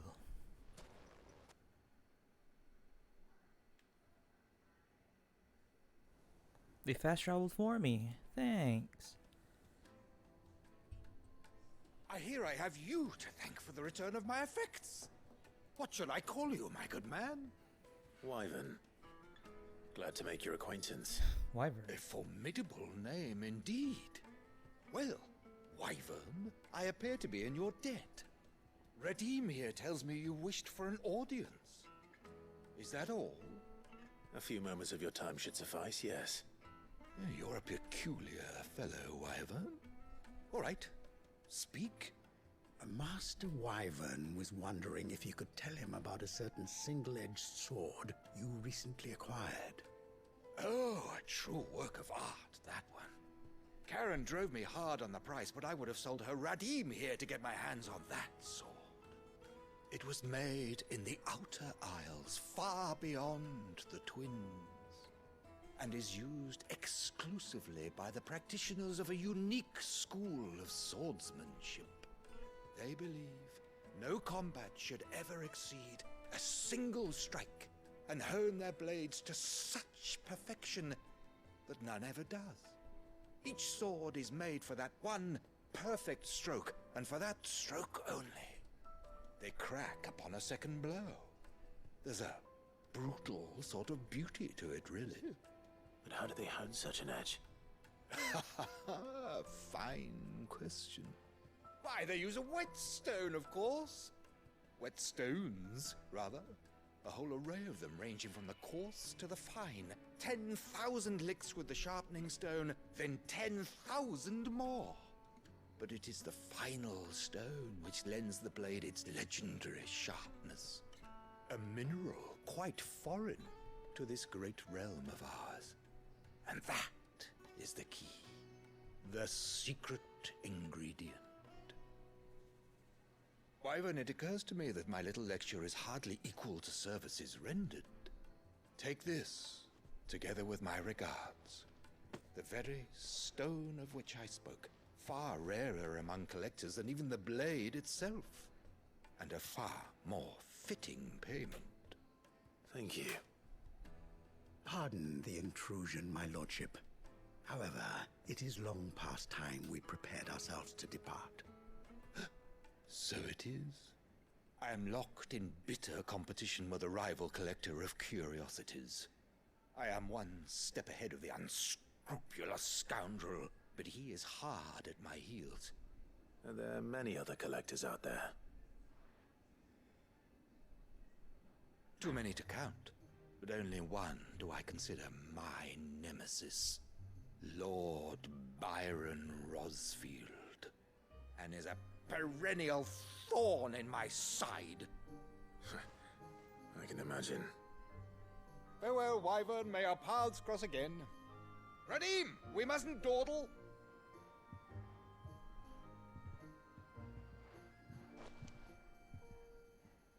I think his lordship is rather taken with you, Master Wyvern. Thank you again for your assistance. Coming, my lordship. I'll be right there.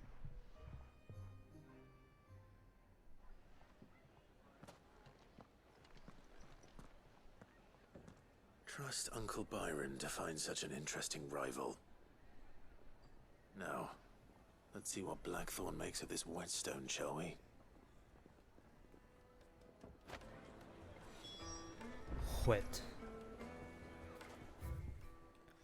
Whetstone. Before we do all that, My carpet. let's explore down back here. Dusan, I know you're keen. Oh, where did all the men of rock go? Plates and pots! Bowls. Unbowls.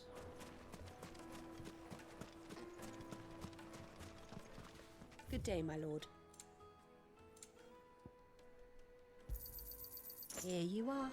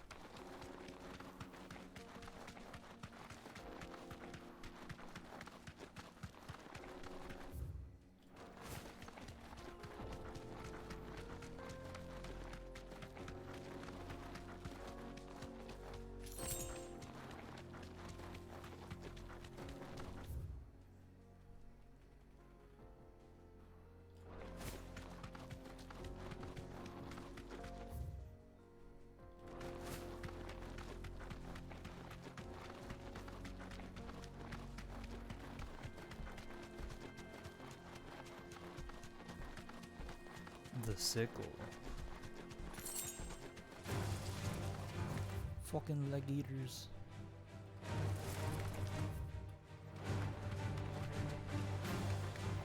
What is over here?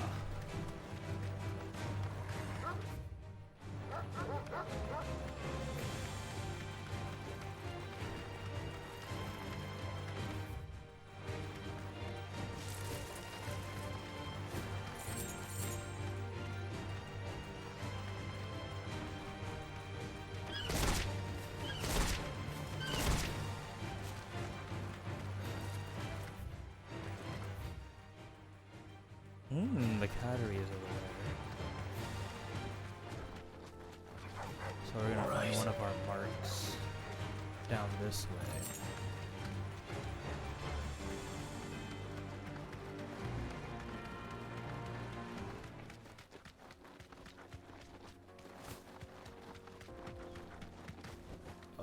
Thanks, Gal. Should be. Yeah. Krimelkin.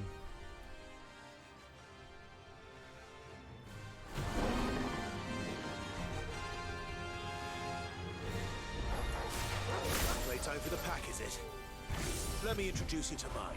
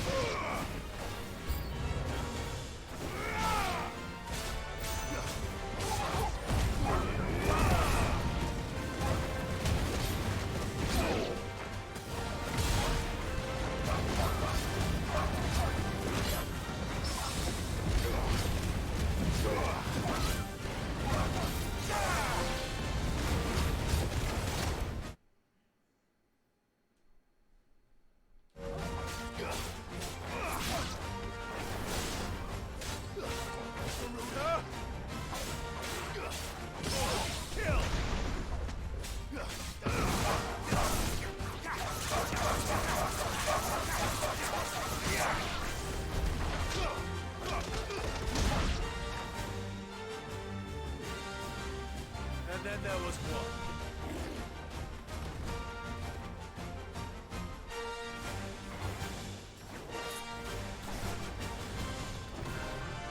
Nice try.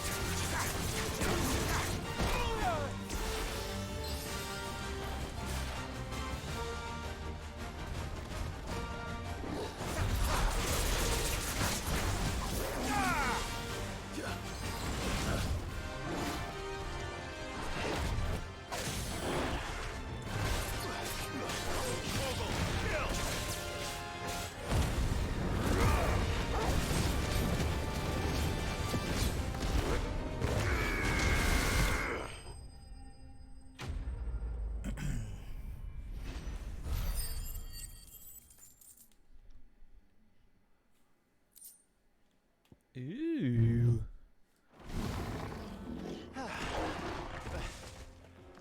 Wasn't too bad, was it, Torgal?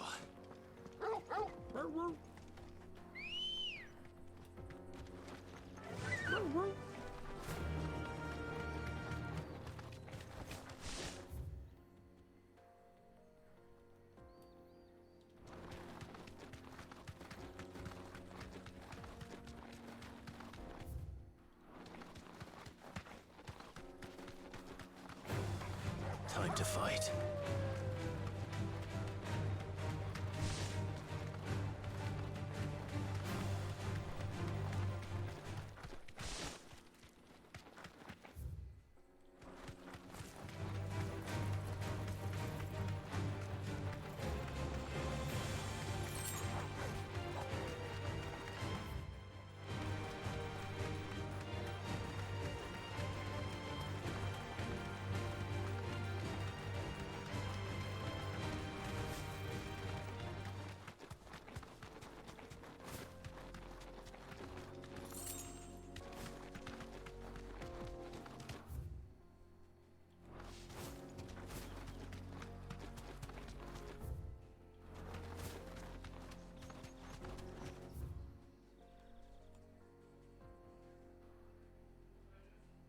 Empty hovel.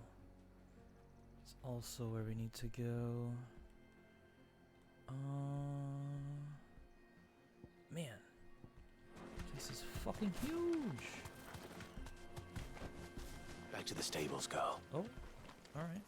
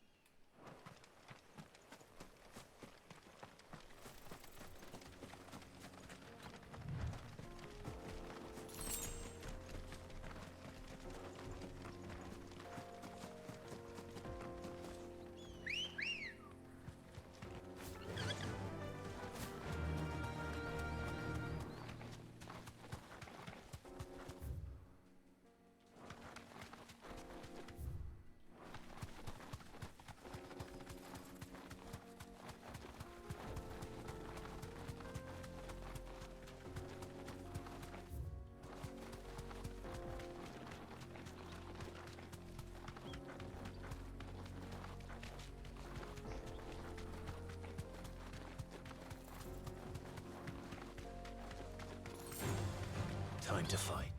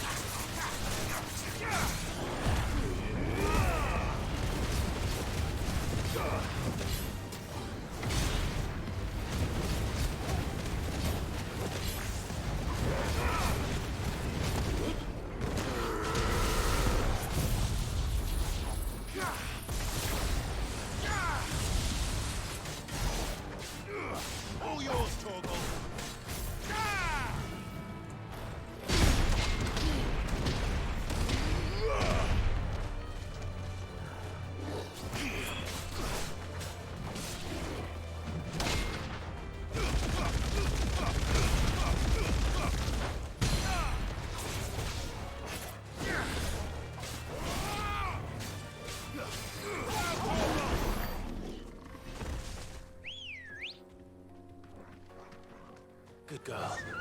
Faster!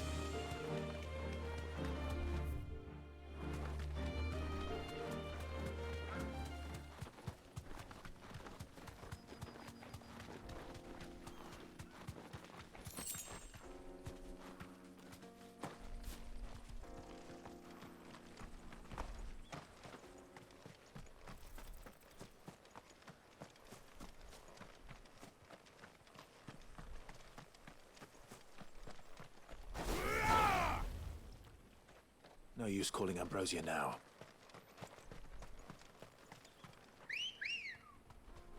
Come on. Fly, Ambrosia.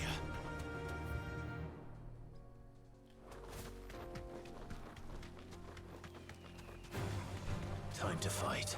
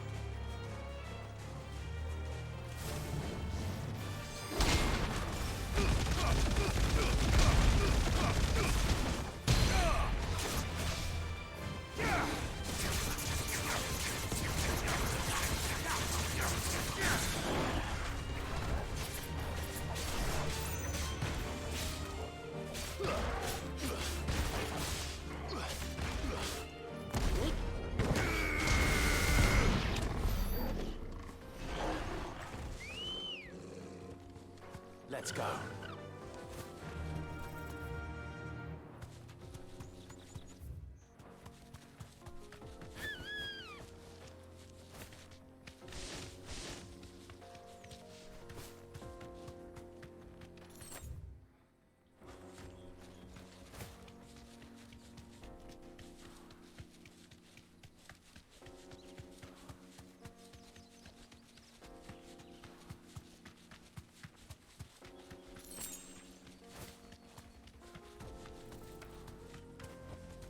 Straight home now.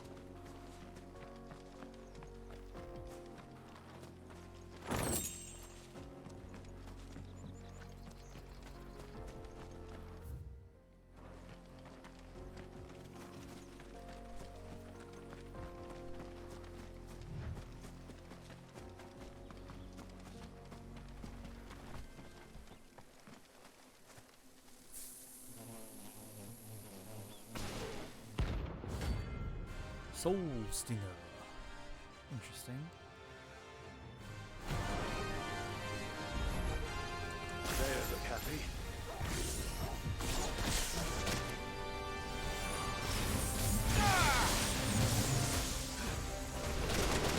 I can't go on.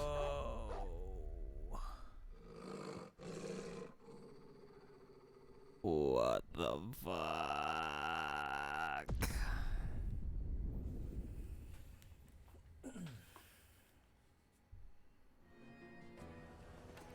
Bruh.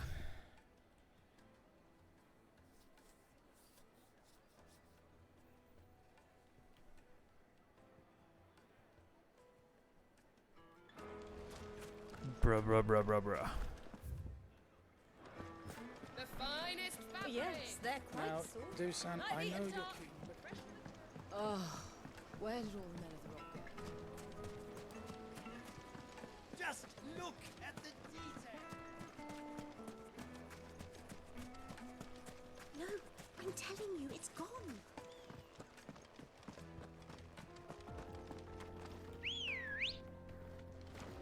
Ready, go?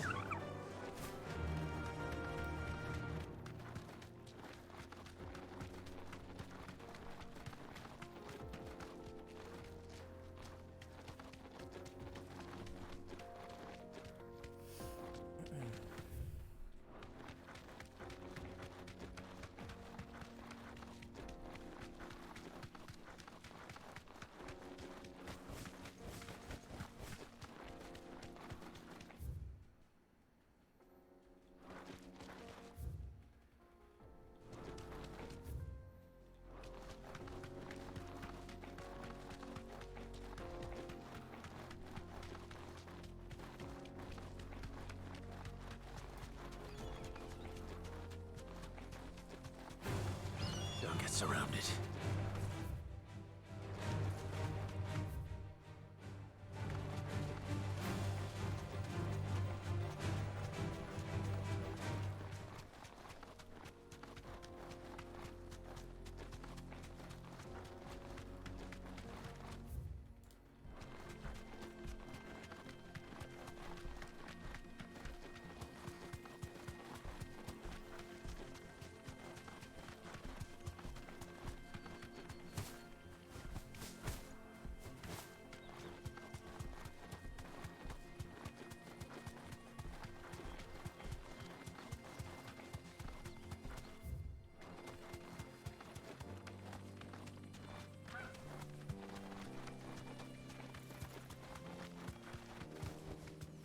Be safe.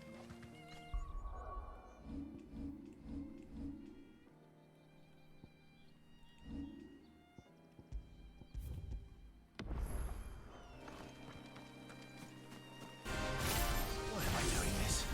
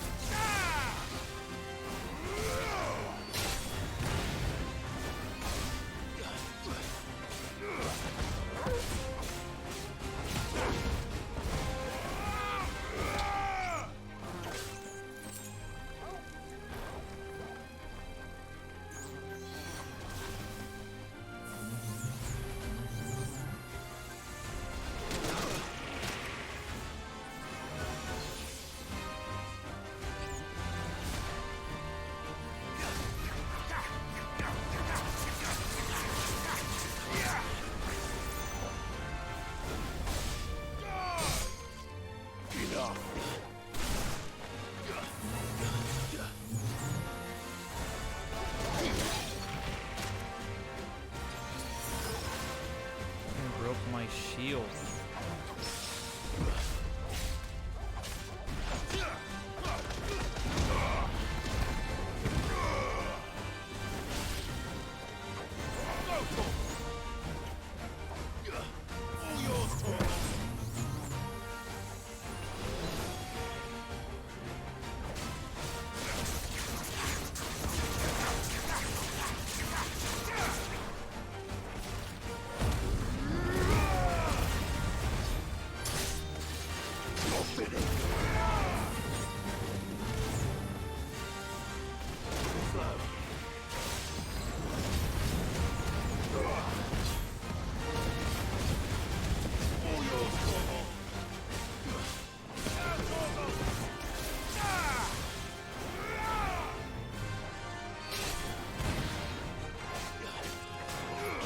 It's over.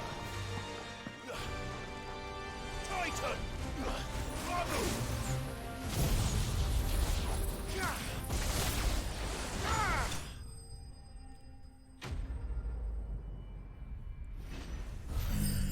That shit was annoying.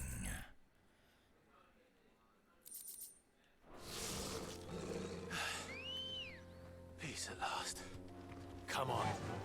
Run like the wind. Ooh.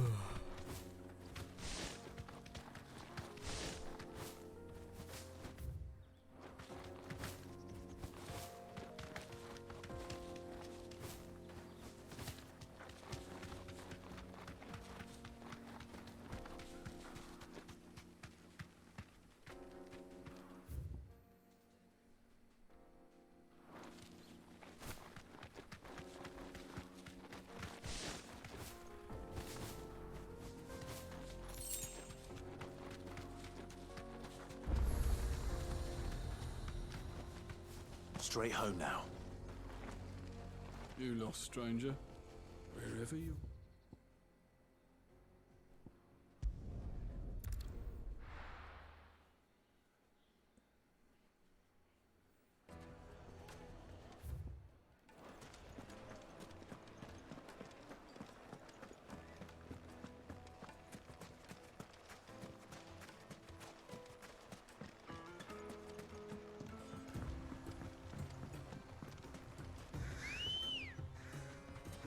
Ready, go? Fast!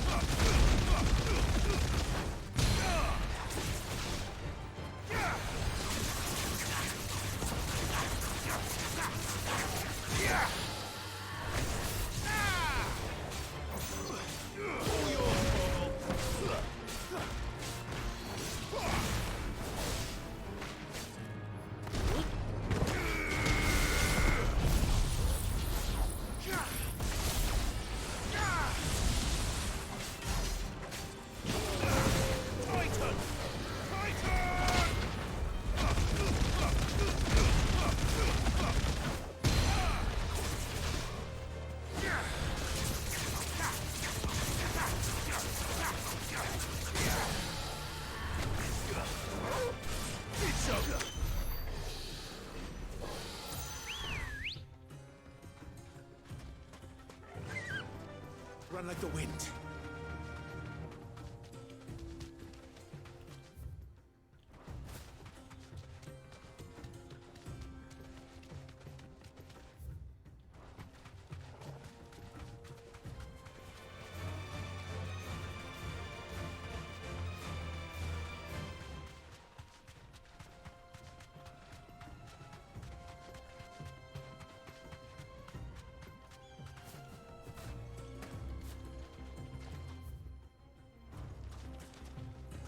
There was a time this path was guarded day and night by Lord Kupka's men. But now they've gone. Back to the Fang. Leaving us lesser mortals at the mercy of whatever bloodthirsty beasts they say nested beyond. Ooh. Really?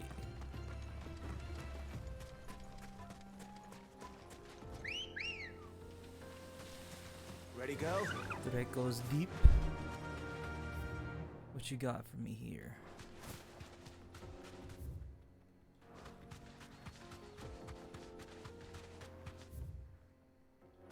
Fucking maze, dude.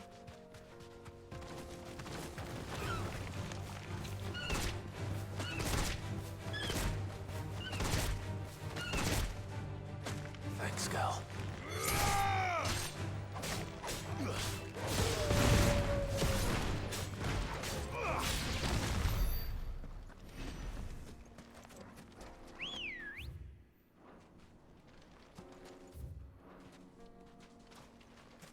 Let's go.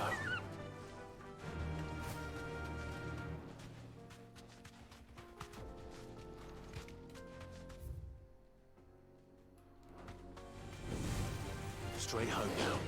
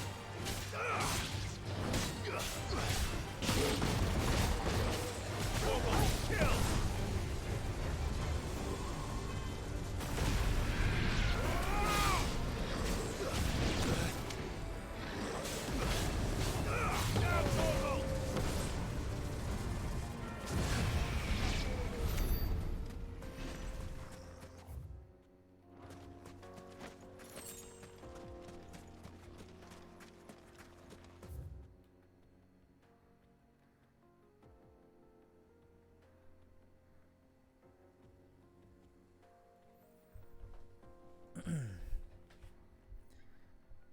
a whole fucking maze in here.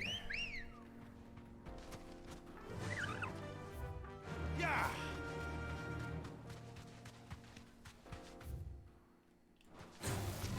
No mistakes.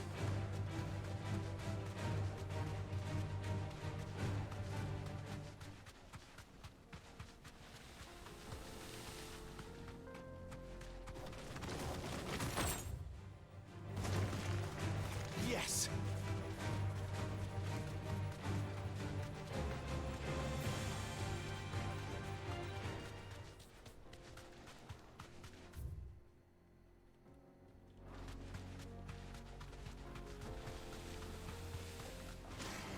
No holding back.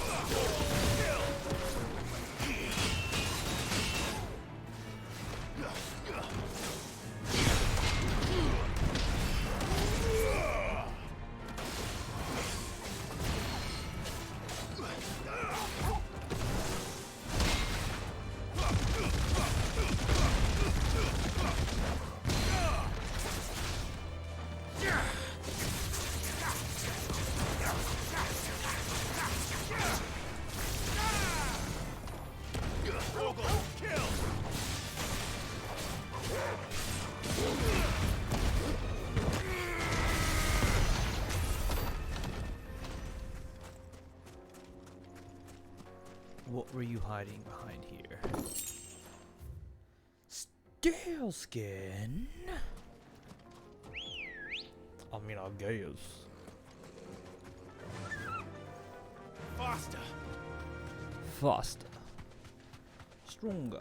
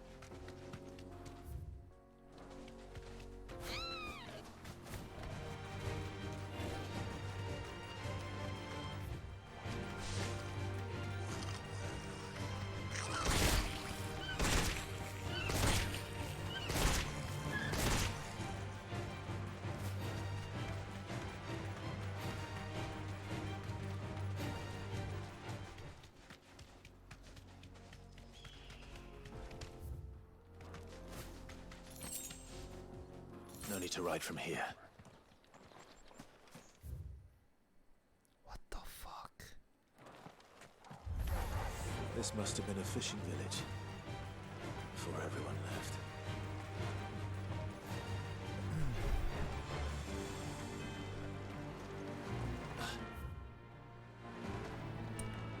I didn't think it was gonna let me just fall into the village, for one.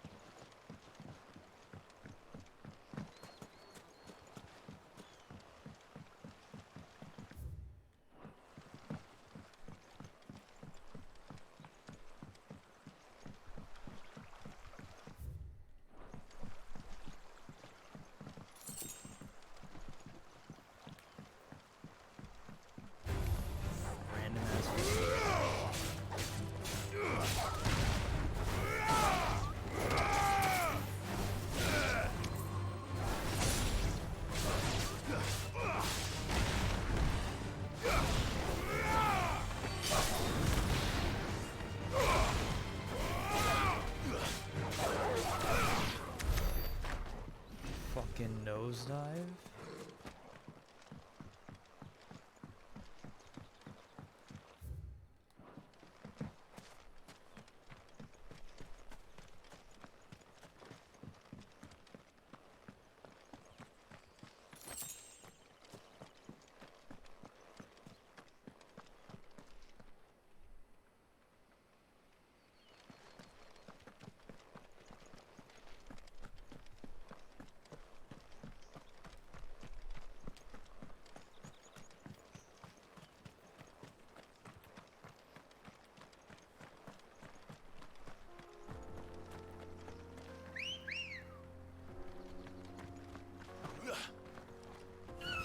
Let's go. Fly, Ambrosia.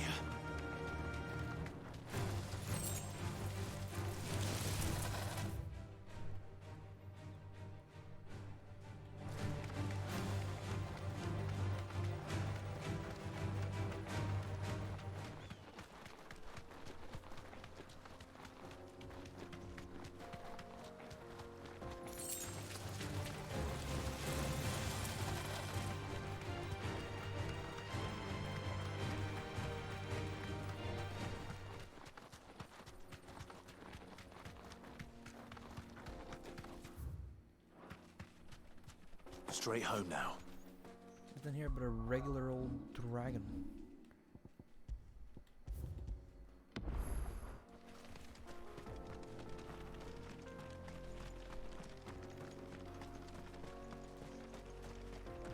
Helgaroo? No holding back.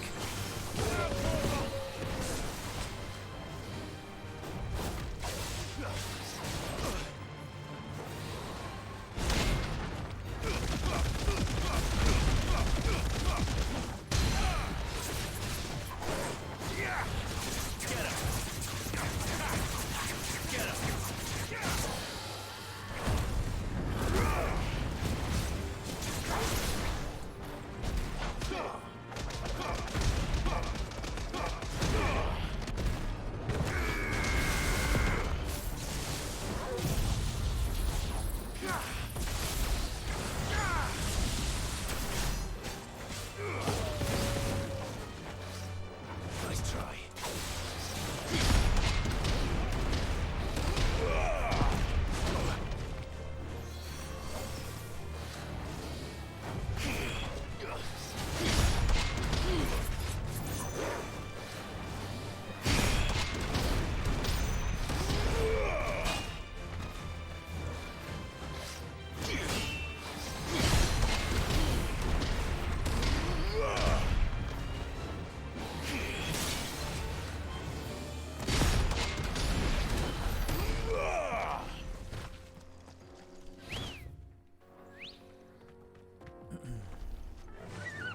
Faster.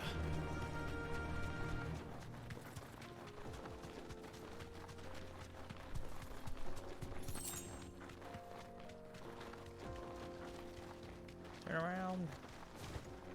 Come on.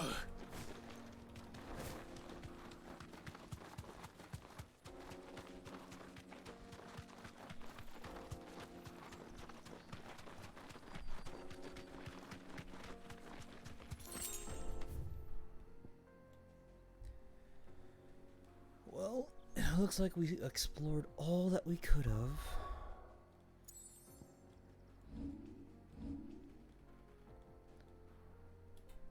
Oh, back to the hideaway it is then. And back we go.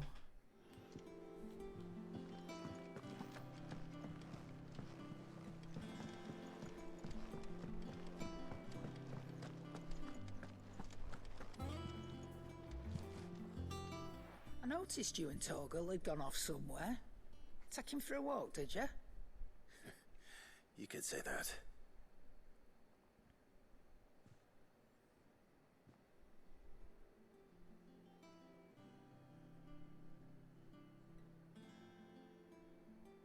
So, Molly's leftovers weren't good enough, eh?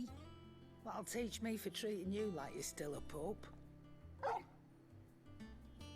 All right, no need to shout. Now we know what you're after, I can see about getting some in. Speaking of which, I brought one for later. Can I leave it with you?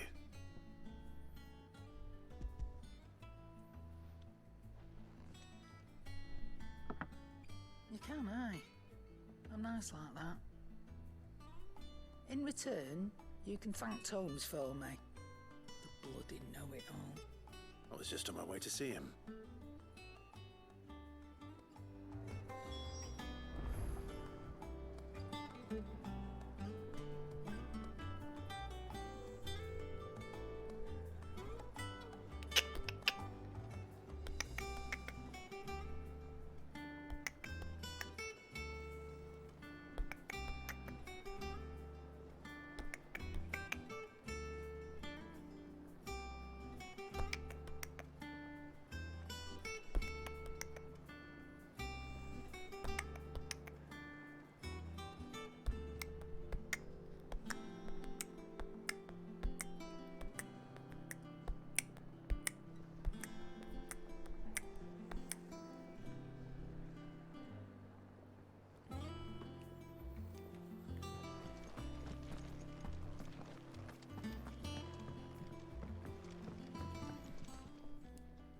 Sorry for the wait. But hopefully you'll agree it was worth it. You learned something about that sword then? I did better than that.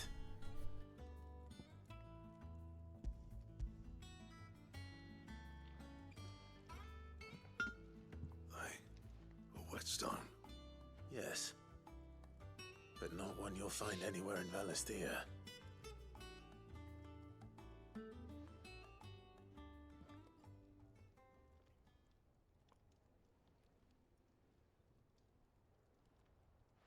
No wonder I couldn't get the same finish on the grinding wheel. One hit and all done, eh? Might not be so bad if all you ever fought were duels. Good luck on the battlefield. Your second opponent would be your last, no matter how good you were.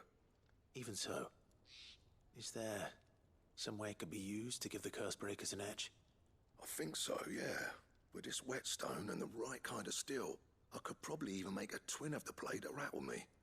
But there'd be no replacing this little rock once I worn it down to a sliver. I reckon we get a dozen swords from it, if that. Swords that the Cursebreakers wouldn't know how to wield properly, and that would see them through a single fire piece. Nah, no point trying to copy that thing. Be about as much use as a wax anvil. But finishing our blades with a whetstone this fine, now that's something to consider. And what's finer than fallen masonry, eh? Or more hard-wearing, for that matter. Just imagine it. Good Valisthean steel with an edge as sharp as any found in the Outer Isles. I won't make a copy, nah. I'll make something much better. I'm sure the Cursebreakers will be delighted. Just don't push yourself too hard. Don't you worry about me, Sunshine. I've been working day and night since I was half your age, and I'll still be here when you're long gone. Hey, thanks, Clive. I mean it. I owe you one, August too. It's good to know someone's looking out for me. He'll be happy to hear you said that. And I'll see that my debt to you's paid. First new blade I make's got your name on it. You come and find me when you've got the materials. Right. I will.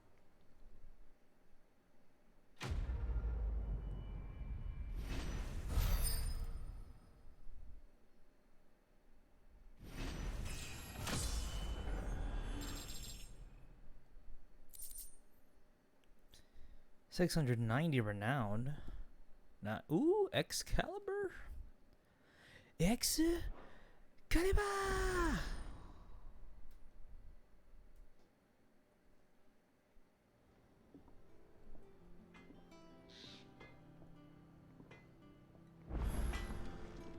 What do you need? What do you want? I can make the Excalibur. Should last you a good while.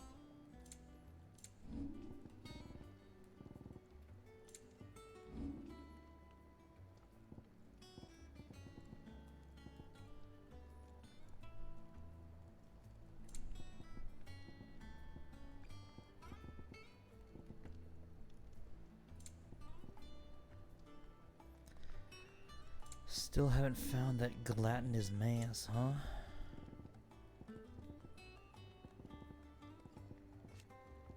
Anything else? Excalibur!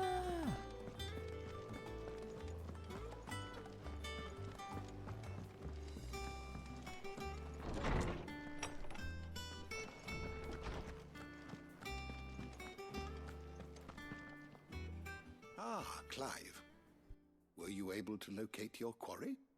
We were indeed, Lawsman. You pointed us in exactly the right direction. And Torgal's been a very happy hound ever since. Very good, very good.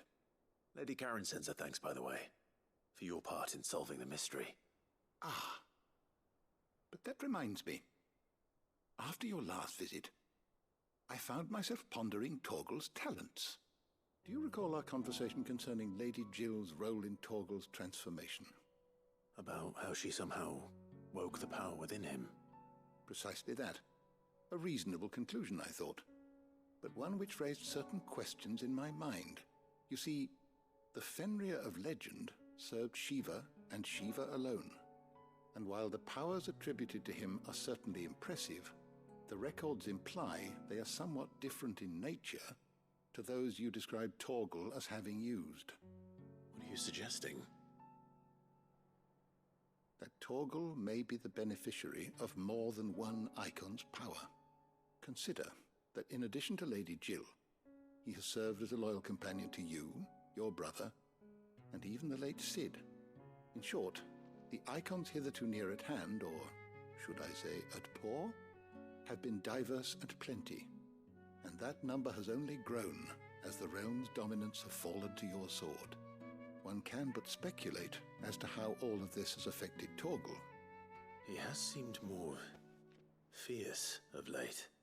And if I am not mistaken, he will grow fiercer still.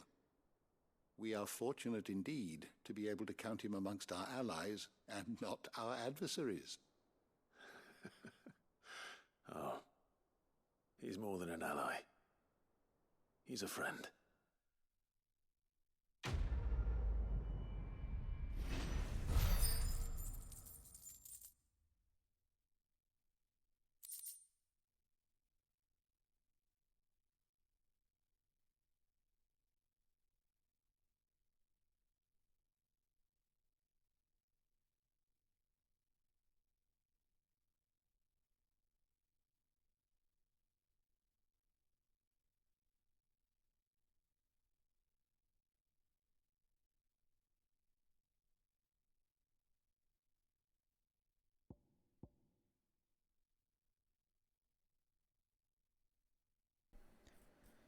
This is an accessory for me. Slightly increases Torgal's attack potency.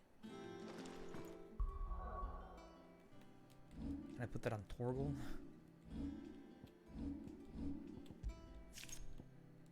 Saw it somewhere. Whatever.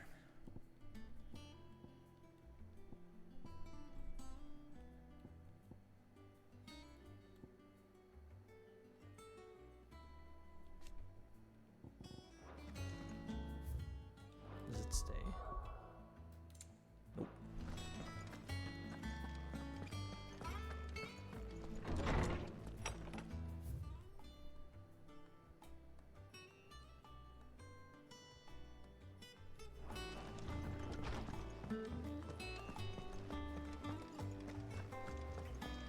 Torgal.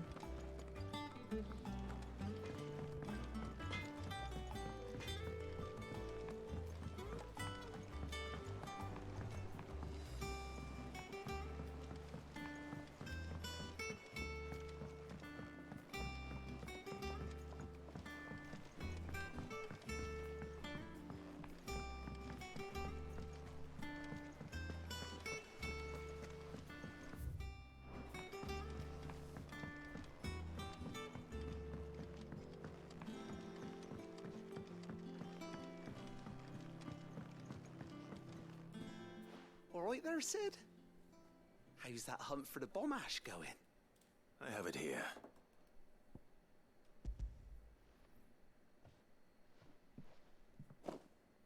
That's the stuff. And plenty of it, too. Enough to keep the alembic bubbling away for a good old while. You're a gent, Sid. Let nothing say otherwise. Right then, let's get this contraption up and running.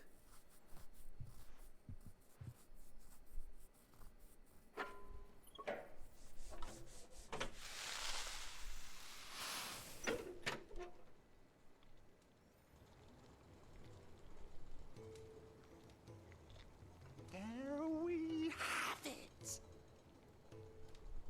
The Telemon Alembic. And it works just like the chief said it would. Very impressive. Says the man who cut down a burning boulder.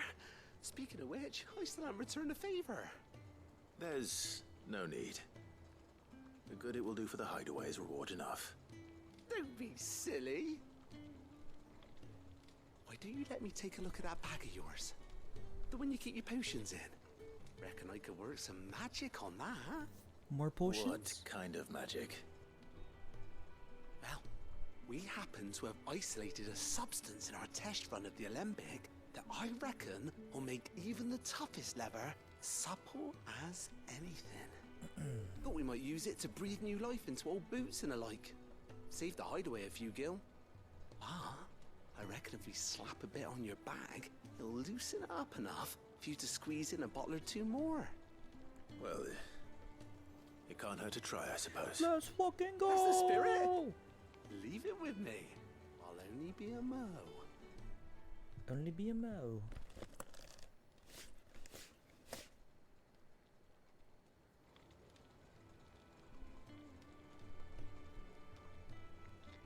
Well, what do you reckon? It certainly feels more flexible. Right? Told you. Thank you. I think. No. Thank you for supporting Mid and the rest of us in our endeavors. Without you, we'd never have been able to discover wonders like that stuff I rubbed on your bag. And I'm telling you, there's plenty more where that came from.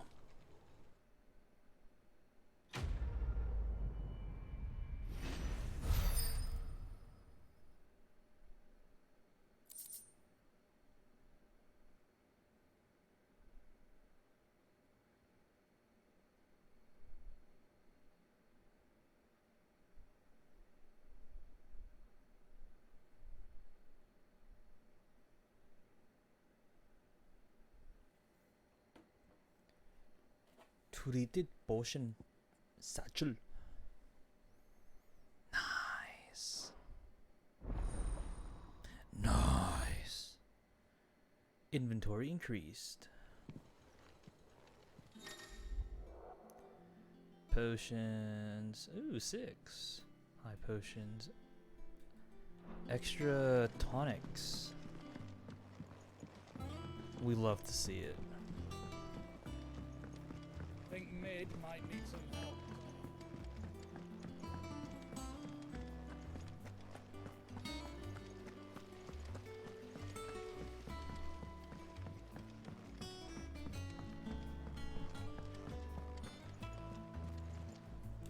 Goat.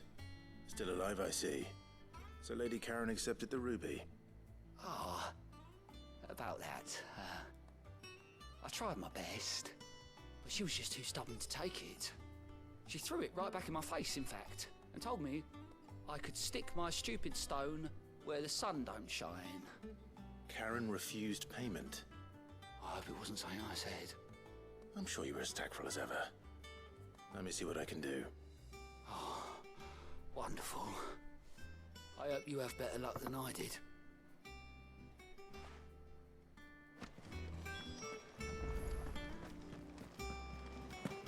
Is that you done then? Mid's not roped you into building the rest of the boat, has she? Not yet, anyways. Mid told me she was building a ship.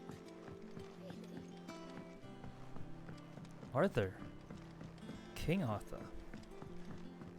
I have your sword.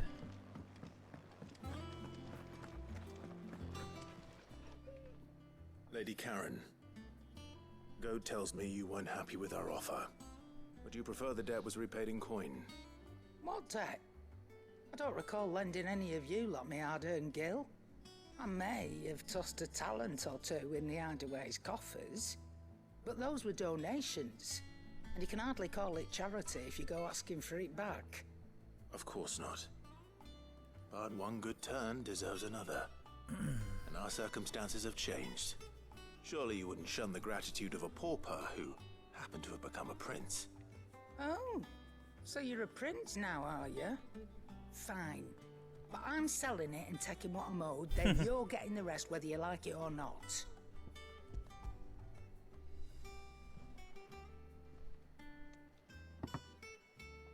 Where'd you even get this? A decent trader might nab 1,000 talents for a star ruby. A canny one, meanwhile, might claim it were nicked from the belt of Sid the Outlaw himself and ask twice as much. Might be I already have a buyer in mind. Might be you even know her. A fine continental maid whose beauty's only eclipsed by a guile in commerce. You wouldn't mind, would you? Not at all. Just be sure to tell her that it's always a pleasure doing business.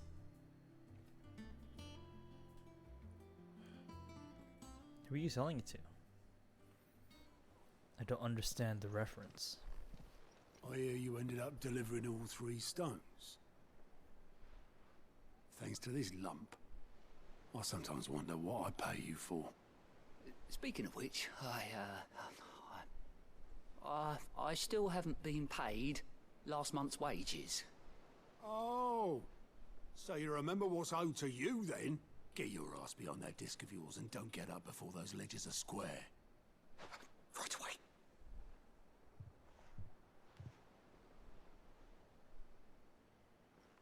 I've seen that before. Yeah, yeah. Plenty of times. It was the only goblet Sid ever used. Either out of habit, or because the filthy sod couldn't be bothered to find a clean one. I knew so little about him. Like most people. Martha and the Dame both seem to have fond memories of him. I bet they do.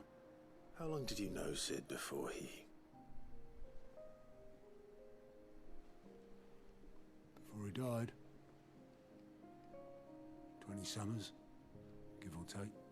Back in the day, I was a purser on a trade ship, which is where I met him. He bought passage to...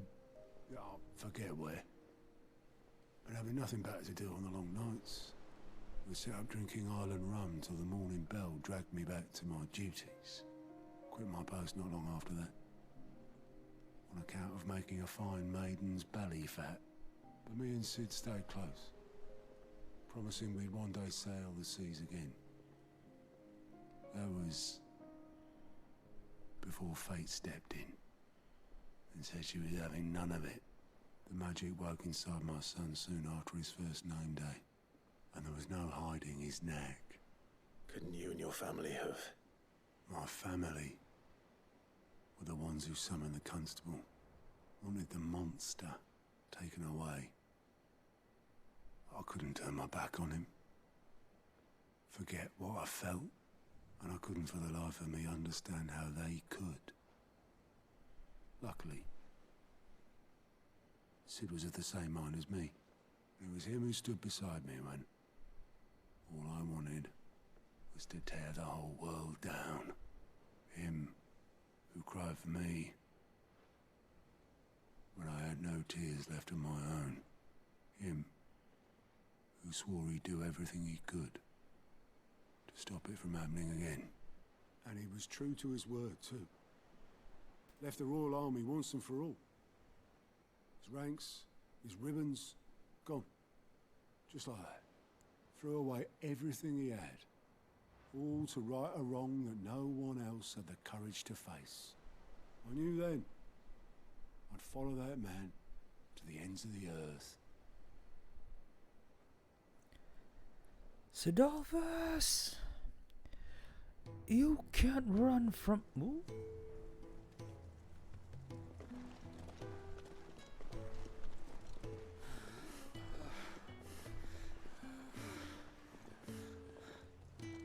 He was always too clever for his own good, was Sid. Saw the world for what it really was, while the rest of us were content to go along with the lie we were shown. And it can't have been easy, bearing that burden alone.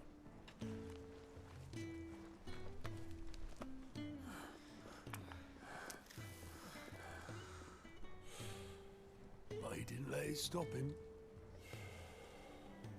He never lost faith in what he believed was right. And that gave us faith in him. Faith he'd steer us true. So I swore to myself that I'd always be right behind him, ready to catch the stubborn sod, if ever he should fall.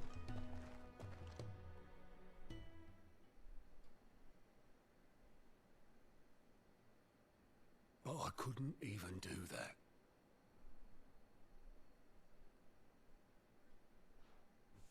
Ignore me. Just the ramblings of a tired old man.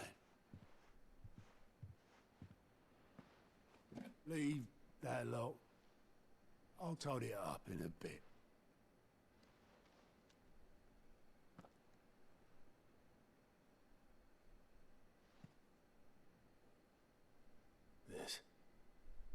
This is Sid's handwriting.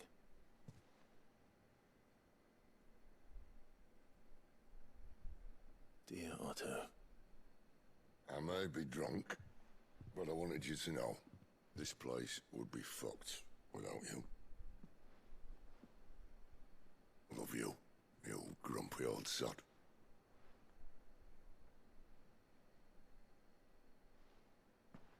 This note. What about it? Sid was right. Without you, we'd all be lost.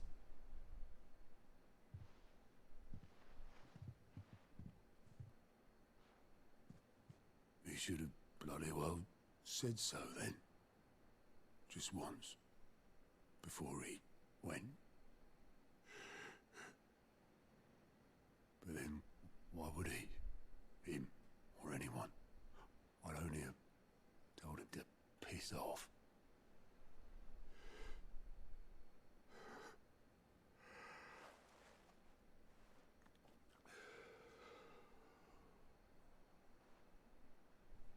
You're wrong, though.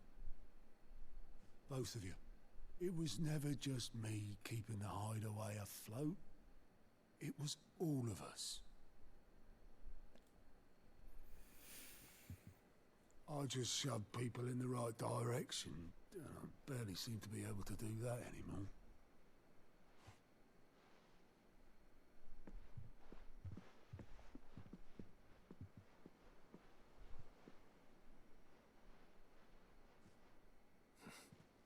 Would you rather Goat were at the helm? Well, maybe I've got a few more years left in me. I'm going to hold you to that, Otto. Before you go, Sid would have wanted you to have this. But that's... This'll do me just fine.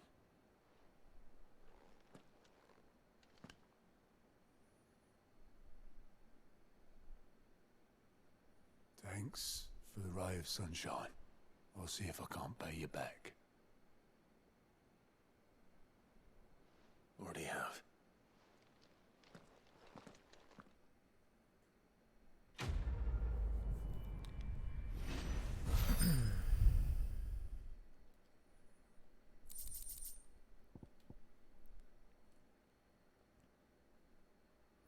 I won't have it said that I'm a poor host.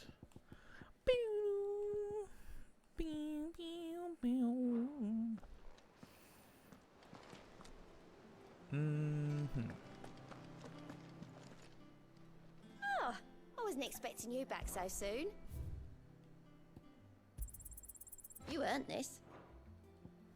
Come again. I may have more for you.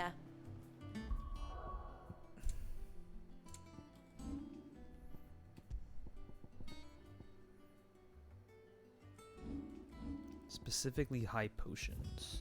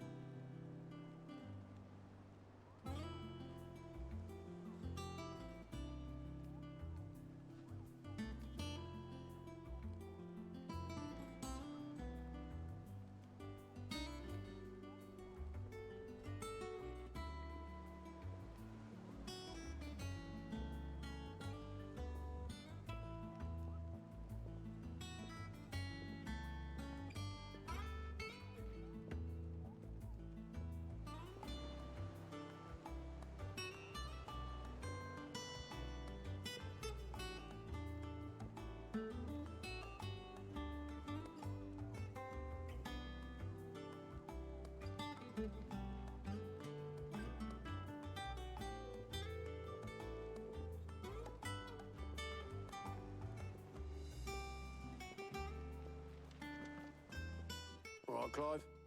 Asterix. Mid finished sending half the hideaway traipsing across the twins, has she? I swear, that girl'd do anything to put off visiting her old dad's grave. No excuses now, though, eh? Not quite.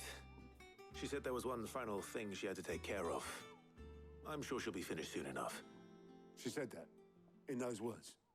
She did, yes. Clive? Were you born yesterday or something? There is no thing. She'll probably be halfway to Canva by now. Mid. I might still be able to catch her.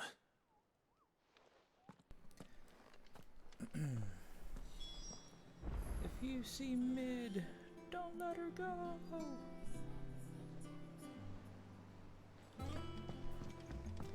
Mid told me she was building a ship. Is that the thing Tomes helped with? Obolus, have you seen Mid? Yep. In a boat, going that way.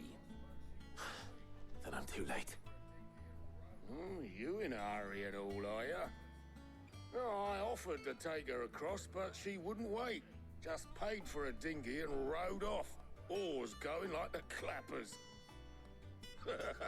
Got some life in her, ain't she? But anyway, I was on my way up to see you, as it happens. Got a letter for you. Urgent, by the sound of it. One of your uncle's men said I was to hand it to you in person, post-bleeding haste. And you're here now. Thank you, Obolus. Don't mention it. My dear boy. My journey to Canver has been a resounding success. The friend I mentioned not only agreed to share the contents of his strongbox with us, but his considerable knowledge of the going-ons in the free cities, by which I learned of the endeavors of a certain young friend of yours. Though I, for one, believe Miss Telemon's project to be quite the valiant enterprise, I doubt that the Canaverian authorities will take kindly to the unauthorized use of their dockyards, no matter how deserted, and if rumor has already reached my friend, it may not be long before the guildmasters are rapping at our door. Which is why I pen you this note. I would like to borrow your man Gav for a moon or two, that he might keep watch on those who might mean our little fellowship ill, and warn us of any impending attack. I trust that you will give this proposal your full consideration. Your loving uncle, Baron.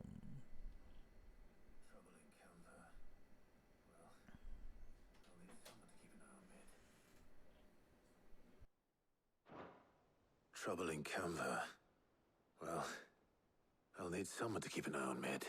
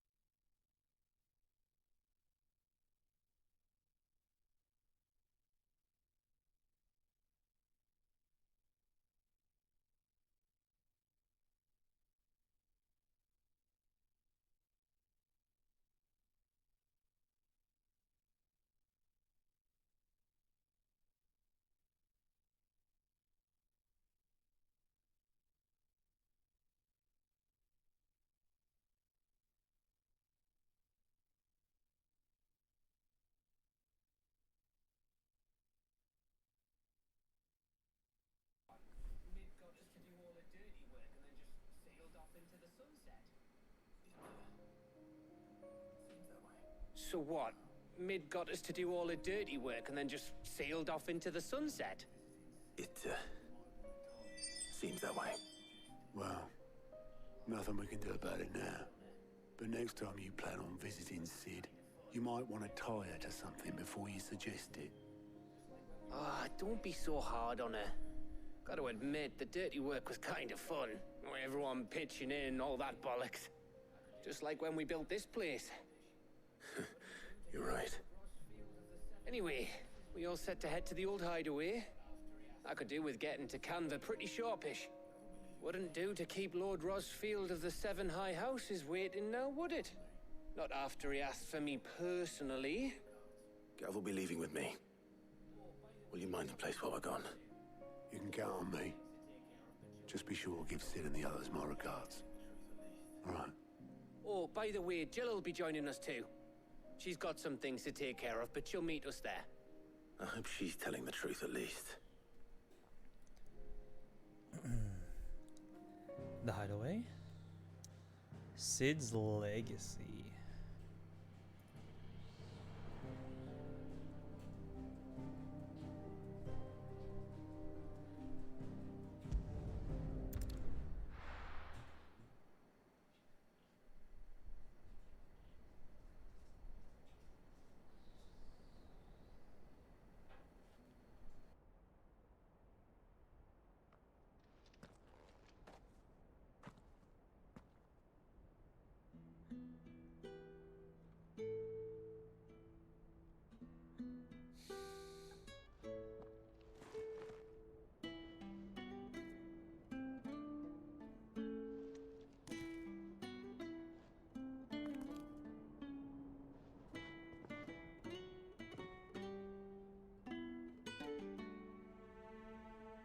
Well, Sid, I remember what you told me. That if no one is listening to what you have to say, you may as well not say it.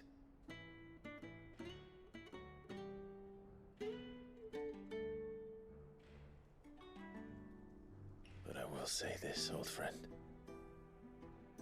Hugo Kuka is gone. His shadow looms over us no longer. It's a pity the Phoenix can't be in two places at once. If he'd have been with us, maybe he could have done something for the lost. Not even the Phoenix can bring people back from the dead. Life has a beginning and an end. So we must live while we have the chance. And not as slaves to the crystals, but as free men. Good. May we join you? Lady Karam.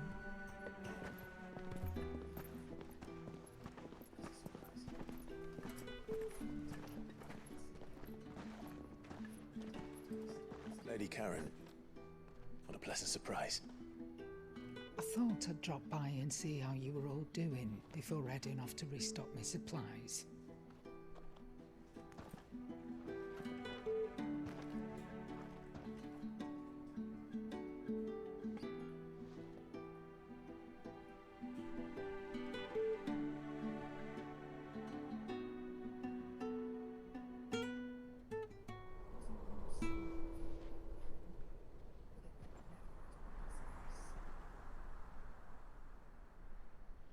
It wasn't the most scenic view back then, but it were never as bad as this. I know. The blight marches on. And soon, there will be no escaping sights like these.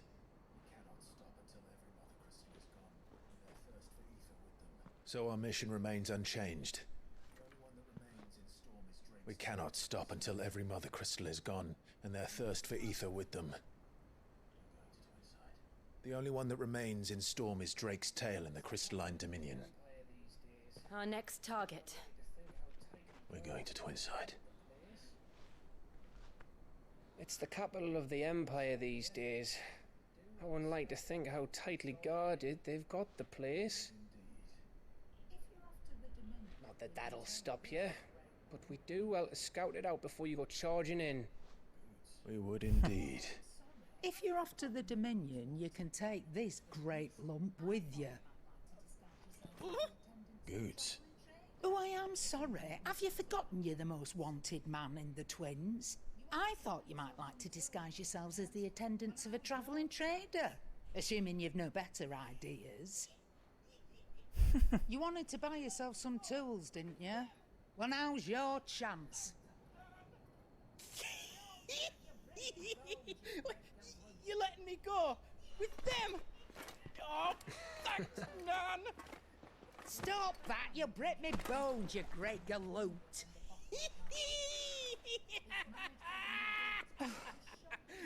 There's a caravan that runs back and forth between the Dominion and the Bocklab markets. It's managed by the Merchants Guild. Just show them Goots' traders pass and you'll be on your way. It'll be a damn sight less risky than footing it the length of the Crystal Road. That's for sure. Thank you, Karen. And glad to have you with us, Goots. Okay then. I'll get me things and I'll meet yous there. See yous down in Bocklad. Get off! Me poor fingers! Jill, you're with me. Understood. And Gav, Already on my way, Captain. be careful. Aren't I always?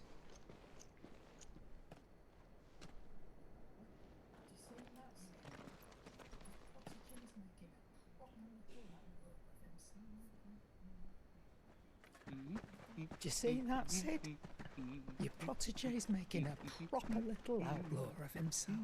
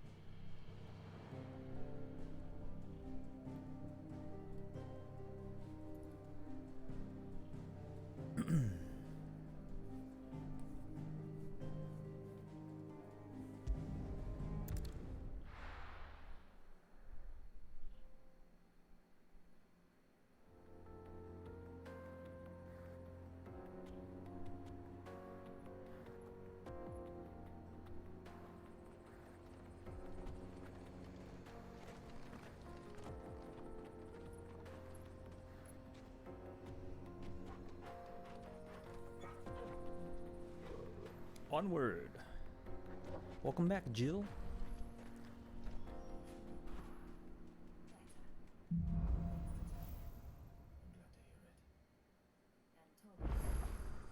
How are you feeling? Better. Thanks to Taya. I'm glad to hear it. And Torgal helped too. Didn't you, boy?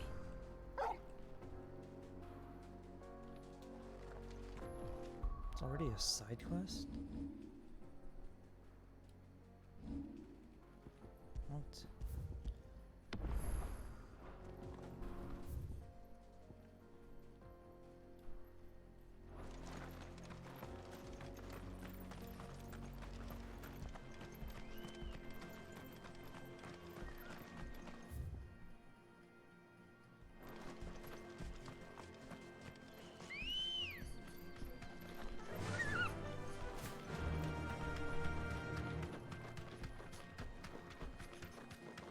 This used to be a trade route for merchants crossing the Scars, till the Republic laid a new road wide enough to let wagons pass, and all official traffic moved there.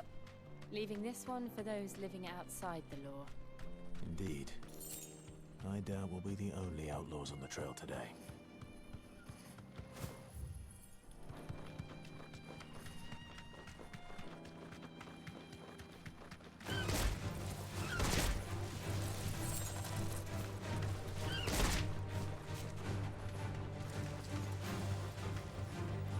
Safe.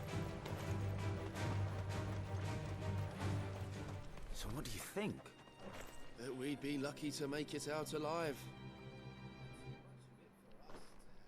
Really? It's as bad as that? Oh, aye. There's trouble up ahead. And too much of it for us to handle. I take it there's danger on the road. Oh, what about this fearsome-looking fellow? You think he'd be equal to the task? Oh, no doubt. Assuming he's willing to hear us out. Well met, friend. My brother and I have been tasked with finding a merchant's missing cart. You seen it by any chance? How does a merchant misplace his cart? Oh, the man's a coward. When he thought goblins might come a-snarling, he ran. leaving his livelihood abandoned in the pass. He sent the two of us to fetch it, but it's gone. Now, I'm not much of a thinker. I know the work of thieves when I see it. My brother's right on all accounts. And by my estimation, the bastards are lying in wait just down the road. We may have seen our share of action, true, but we've not got the skill in arms to boldly brave an ambush. You, however, have the look of a man who needn't fear a band of backwater ruffians. What do you say? Will you help us out? Chances are they'll come for you either way. But if you promise to lend us a hand, at least you'll pocket a reward for your troubles. Well, if I'm going to have to deal with them anyway. You've clearly got a fine head on those broad shoulders. We're lucky you came along. Now, hoping to make a heavy purse in Bocklad, our merchant friend loaded his cart with as much as it would carry. Reckon he won't be forking over the rest of our fee if we don't find those goods. So, while you're seeing to those bandits, you keep your eyes open. All right. Just don't expect me to drag the cart out of there myself. No. You can leave the cart to us. You just put an end to those bandits and point us in the right direction. You do that, we'll take care of the rest.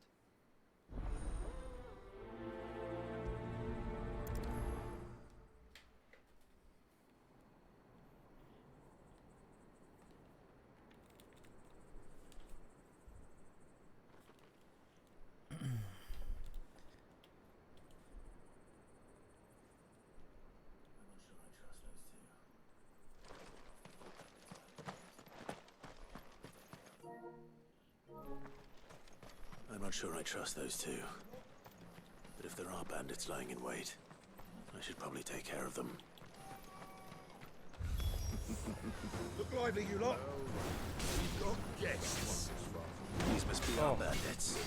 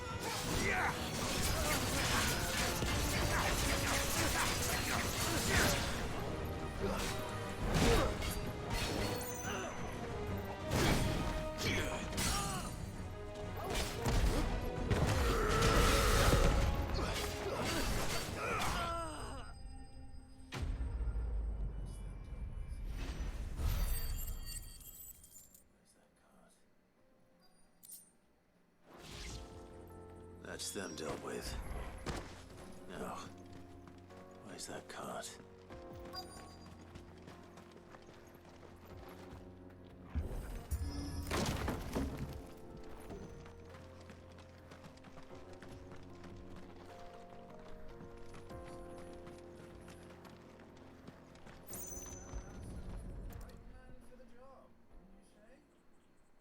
Getting all of this out of here will be a nightmare.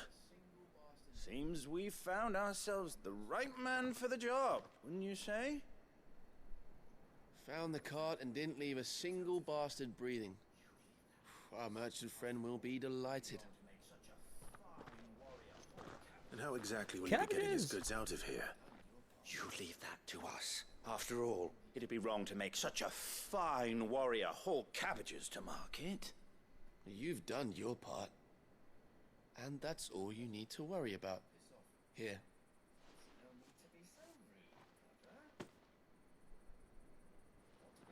It's been a pleasure. Now piss off. There's no need to be so rude, brother. What if we want his help again next time?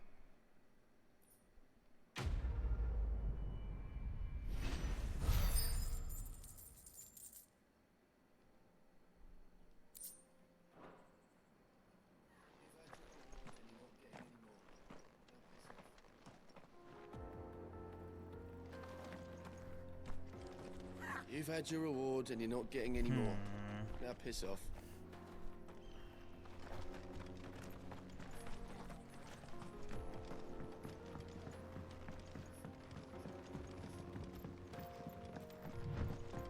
I see the Dalmex lag behind Rosaria when it comes to bridge building.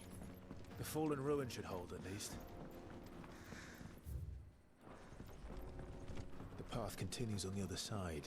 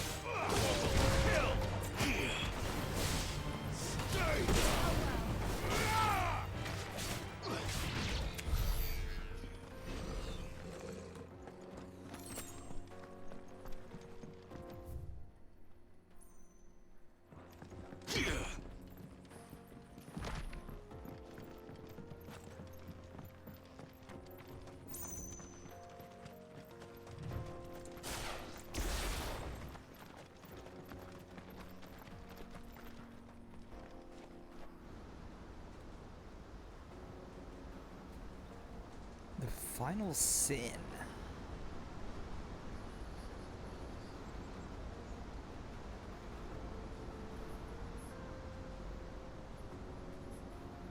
So this is Zemeckis. The land of the gods. It's even more impressive than I imagined. I remember being captivated by the story as a child. Long, long ago, man was overcome by avarice and challenged the gods in a bid to win their power. The final battle took place here, at these falls. Or so the legend goes. If anyone ever manages to plumb those depths, perhaps we'll learn if there's any truth to the tale. That the gods emerged victorious and punished man for his defiance by visiting upon him 2 curses. Dominance and bearers. To tell the truth, I always thought it strange that the dominant and their icons were deemed a curse. Back home, the dominant inherited the throne.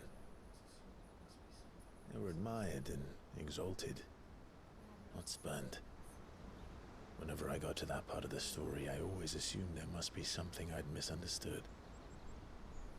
You had a lot of storybooks, didn't you? In your room, I mean. When we were young. The old legends were always my favorites. Epic battles between gods and men. Father encouraged me to read as much as I could.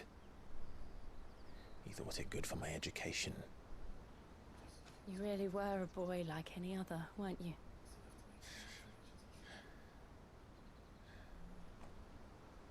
Just look at this place. It's enough to make you believe the legends are true.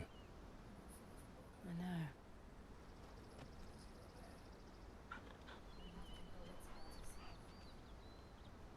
We're not far from Boklad. The road will be busier up ahead. Then we'll have to keep our wits about us.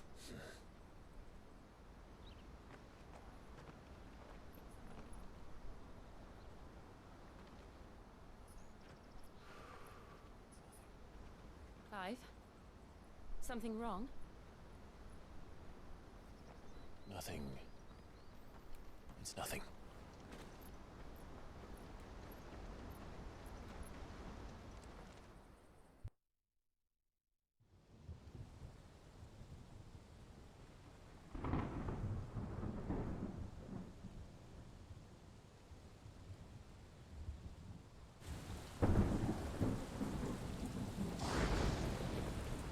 I see the reports are true, Father. You have surrendered the throne to Olivier. I have. Emperor Olivier shall rebuild the Holy Empire of Sambrec.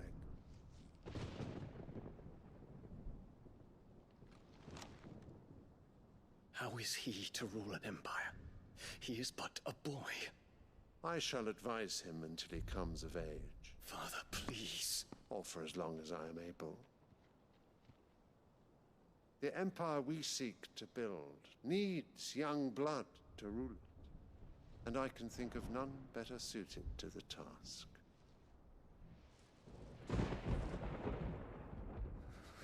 There is other news, Dion. Hugo Kupka is dead, and Drake's Fang destroyed. The pillars of the Republic have fallen. Ere long, the Imperial banner shall fly over every city in Storm. And then Valisthea. All shall bow before their Emperor. Father, these are the words of a tyrant. They are the words of a god. The Emperor whom I gladly serve. Great Greeker, made flesh.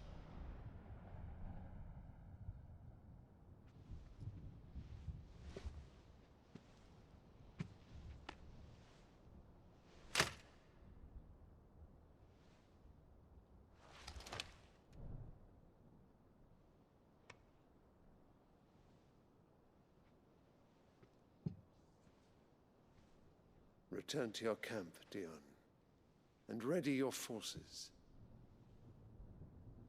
It is time to show the world the true power of Sambrec.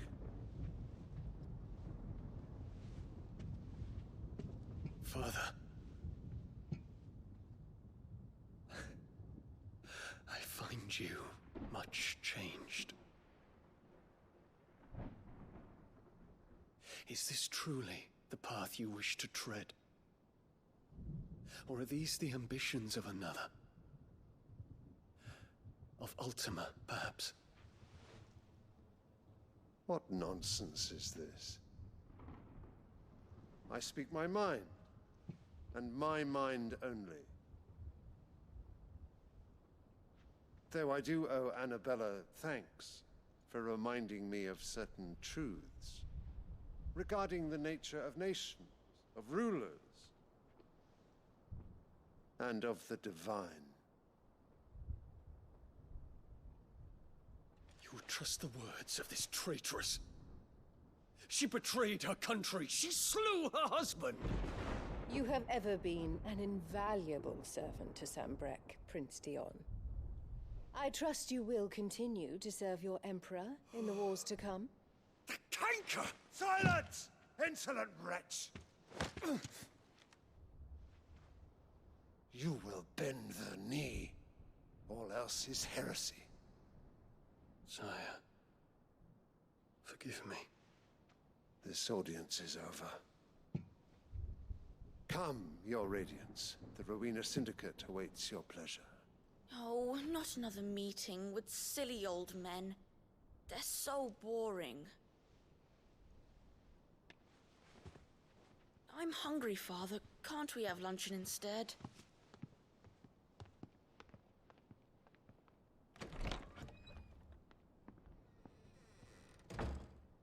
Does it pain you that you will not inherit your father's throne? I have suffered worse.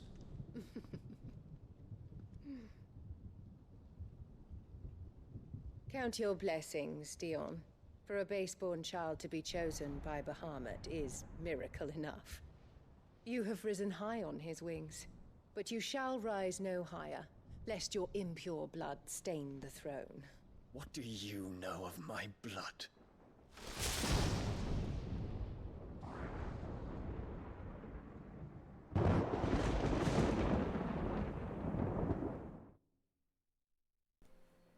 We gonna get her.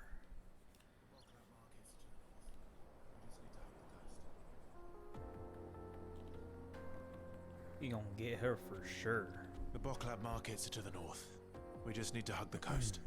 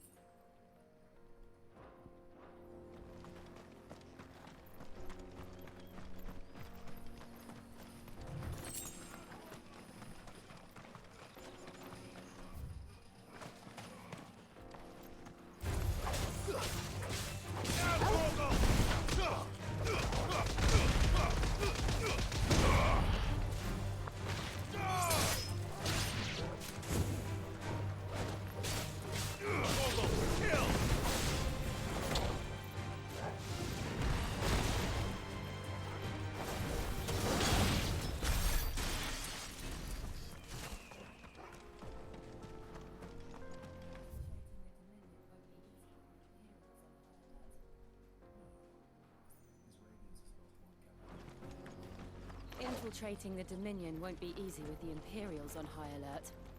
No. His Radiance has lost one capital already. We can be sure Sylvester will do everything in his power to hold on to Twinside. His troops are well-trained and increasingly battle-hardened. But this means that we can wait for the siege to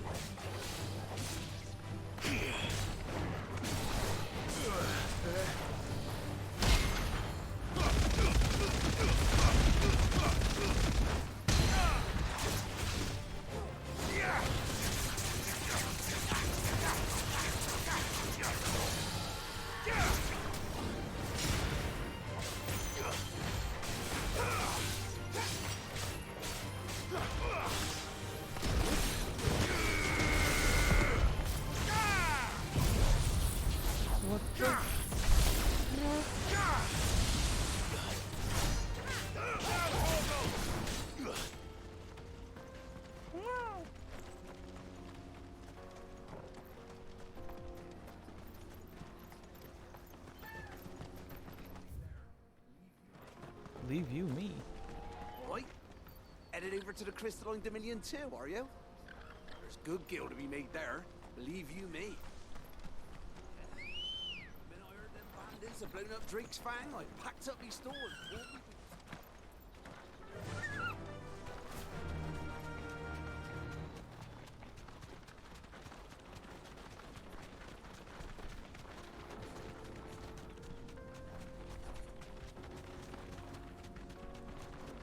They've closed the road to Randalar. If the siege breaks, they'll need more than this to stop the Imperial legions marching on the capital.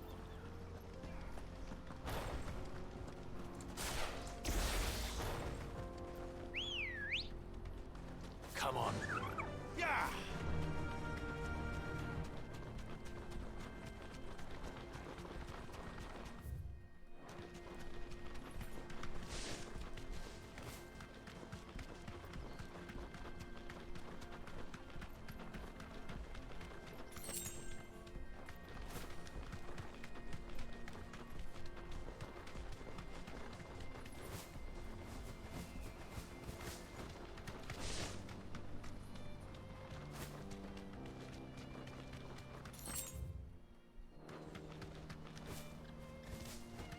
Not much further to Buckland.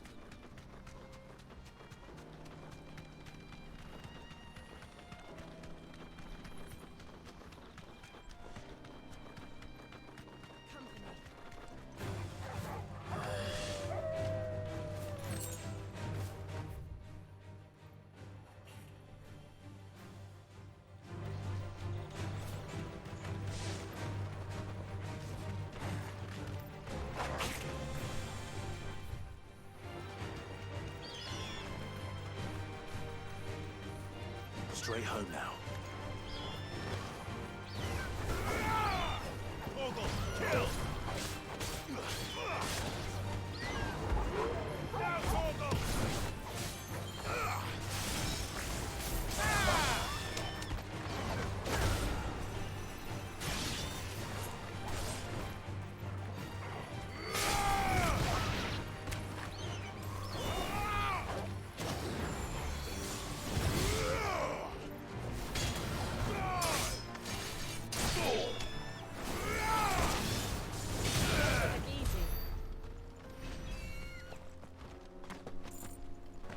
ancient sword.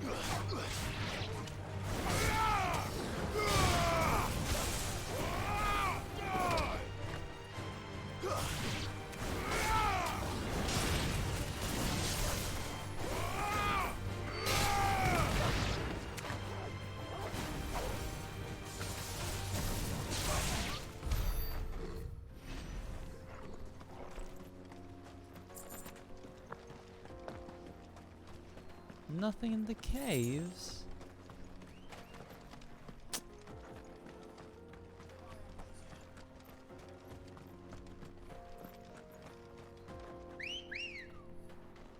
Ready, go? Fly, Ambrosia. Definitely gonna make us come back to that at one point.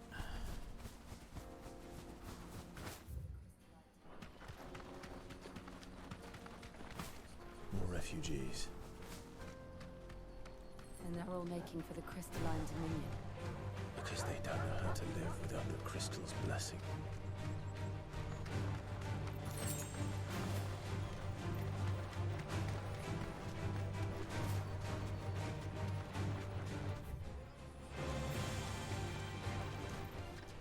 No need to ride from here.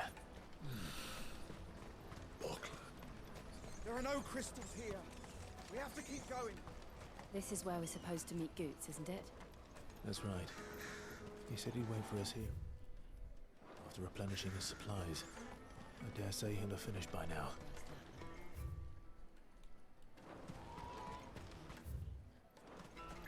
Porter for hire.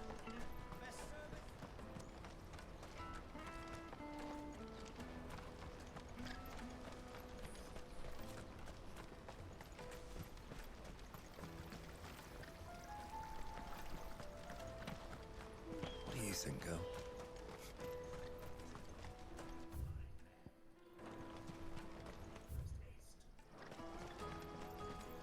Post haste. Hurry, man. I must leave the Dominion post haste.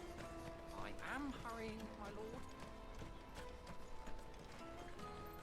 Bloody crimson caravans, scooping up all the best customers. Leave some for the rest of us. For cheap?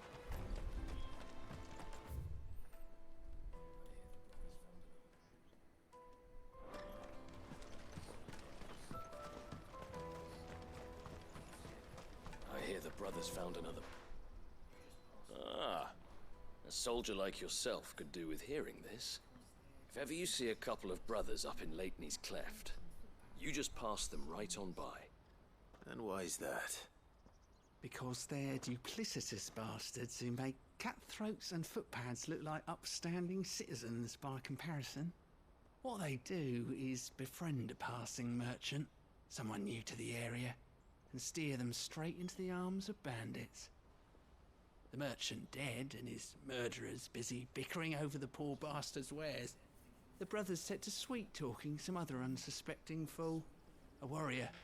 Now, the brave soul charges into the footpad's den thinking he's doing the realm a favour, and when he's done, the brothers sweep in and loot the bandits and dead merchant both. Yeah, there's a lazy sort of cunning to it, I suppose. You'd think they'd run out of bandits eventually. So close to Bocklad? Not bloody likely. I suppose you're right. Anyway, if you run into them, you steer clear. Or better yet, give them a damn good hiding. I only wish I had. Thanks for the warning.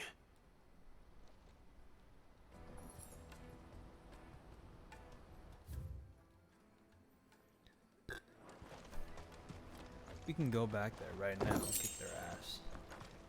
That is not an issue. Let's just do it.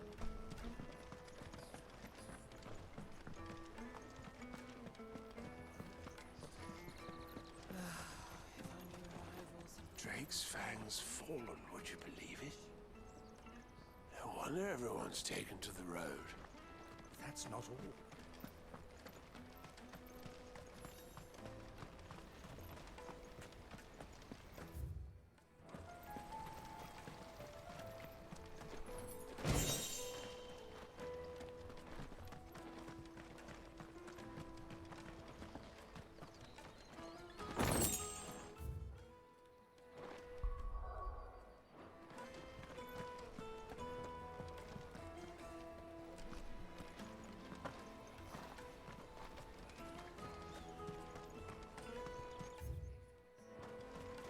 I wish to engage the Crimson Caravan services. Where's the proprietress? She's otherwise engaged at present.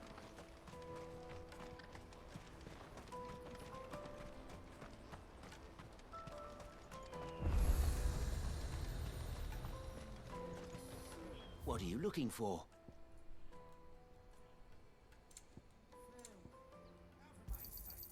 You've a discerning eye. Farewell. Out of my sight, wretch. Get No him, use Clive. for a branded who can't even fill my cup.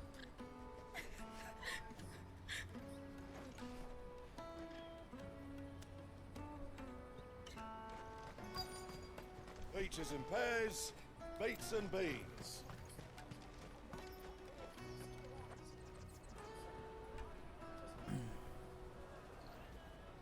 Wonders from across the water. Come one, come all. Feast your eyes. Good sir, can I interest you in...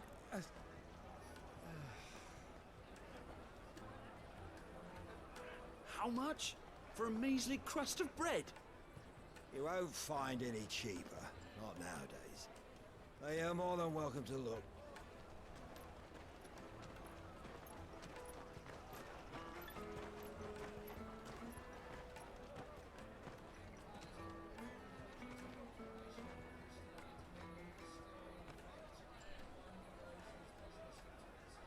The Empire's unlawful and illegitimate occupation of the Crystalline Dominion is still in effect. Only those whose business in Twinside has been officially approved by the Republican Army will be permitted to cross the border. All who seek entry are to form a line and ready their documents for inspection. Looks like we aren't the only ones who are eager to leave. And they're checking everyone. Can't you make an Not for the likes of you. We won't get through without that pass. Let's go and find Good, shall we?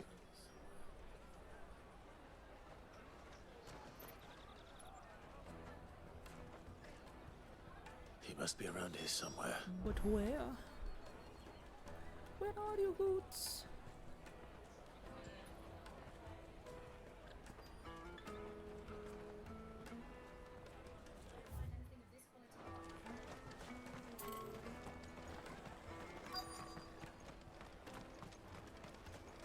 You won't find anything of this quality in Twinside.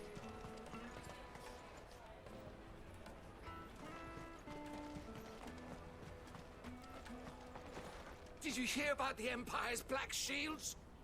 Apparently they've been going around Imperial lands stringing up bearers. Ah, Good. There you are. Clive, I'm so sorry. Don't tell Nan, will you? Slow down, Goods. Just tell us what happened. It's betrayed us, pass. It's gone. We cannot ride the caravan without it. We won't even be able to get through the flipping checkpoint. Do you remember when you last saw it? It was in my pocket a minute ago. Then a bairn bumped into me and... Yeah.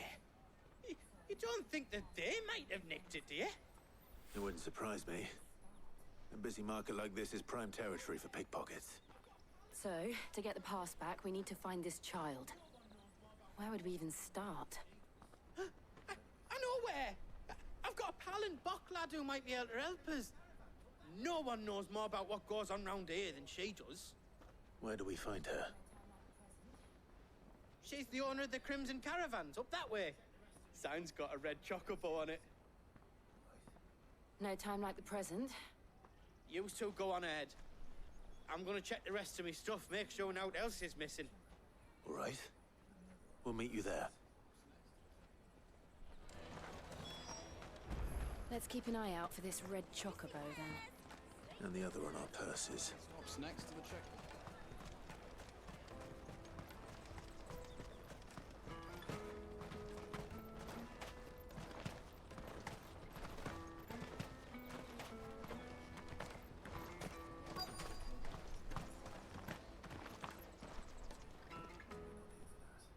Looking to hire a coach? It's 10 million for a two-birder to the Crystalline Dominion. Take it or leave it. Oh, we're not here for that. Then I bid you good day. Wait! Don't go, El! He's me mate! As I live and breathe. Goots, what are you doing back in Bocklad?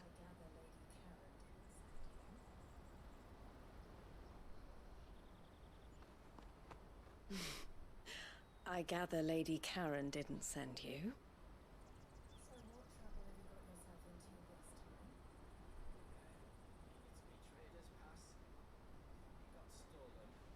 So what trouble have you got yourself into this time? It's me trader's pass. It got stolen. By little Ben. Of all the... You're the size of a marble. Honestly. Ugh. Goots told us that you know the markets well. Might you have an idea which little band could have done this? We don't intend to punish them. We just need our pass back. Then, we can be on our way. I see. So neither of you has a trader's pass either. Not that anyone would take you for traders, but I suppose that's why you came to me, correct? Now, I can't say for sure who took your pass, but I suspect I know why they did it. Let me explain.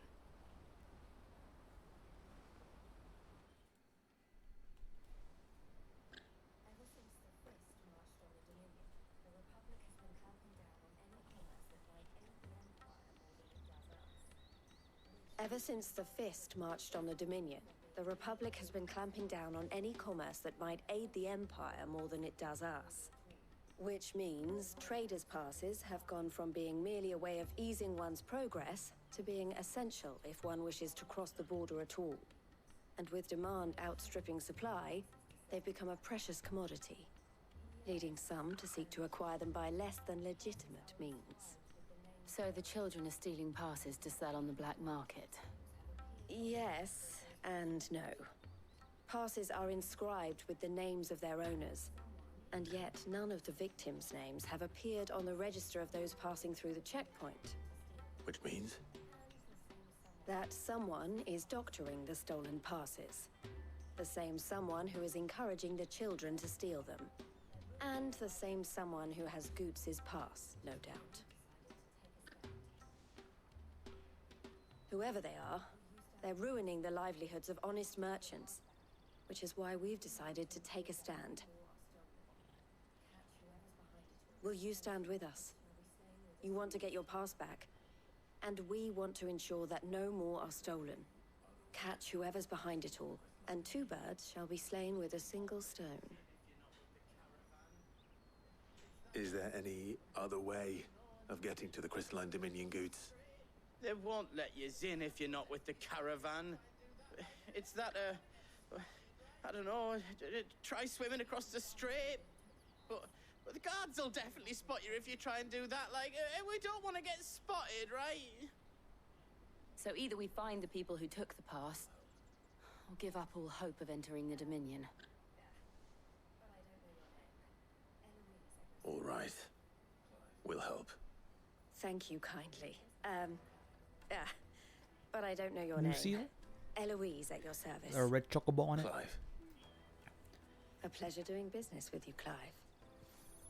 Yeah. Oh, there's no chocobo. It's a necklace.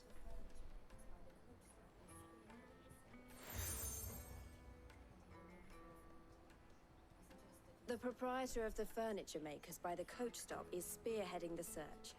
Wear that, and he will know you for a friend. I suggest that you speak with him first. The furniture makers. Understood.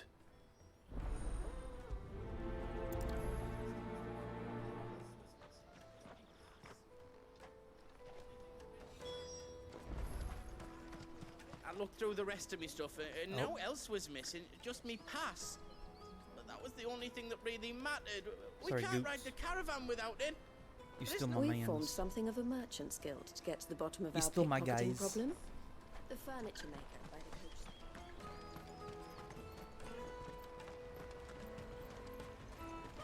Out of my sight, wretch!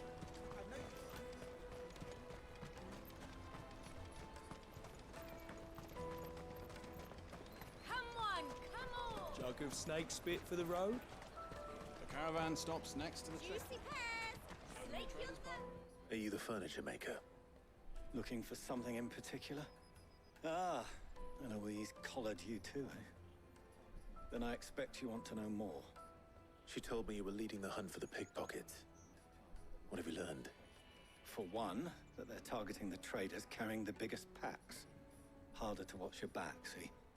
And less chance of the mark giving chase if they're spotted. Not that they'd be likely to catch them. Those imps know every inch of this warren like the backs of their hands. Their eyes must have lit up when they saw Goots. The fishmonger round by the gate's been trying to track down the children involved. You should go and have a word with her. Thank you. We will.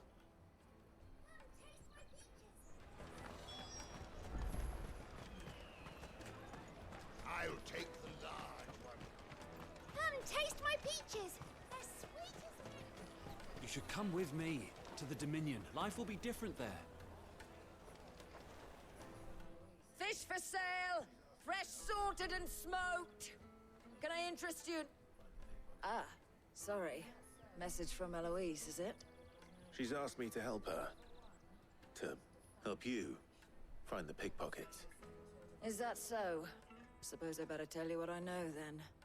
For one, this isn't a family operation. All the traders say the children who stole their passes were dirty, dressed in rags. Street urchins, by the sound of it. We get a lot around here. Orphans from the wars. A few, perhaps. You saw the refugees gathered by the entranceway?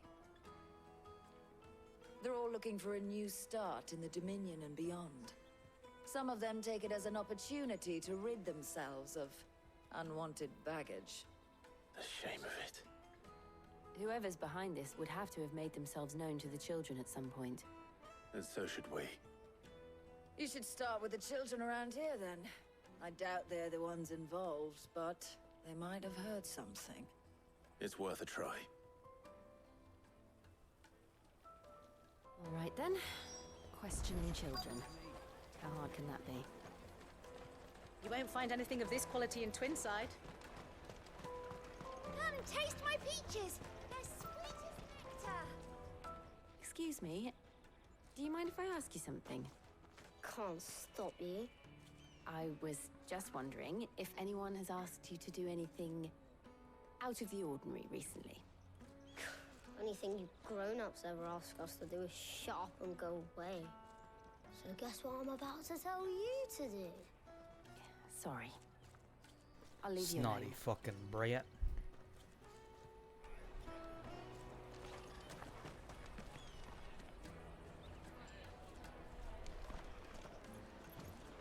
I'll take the large one.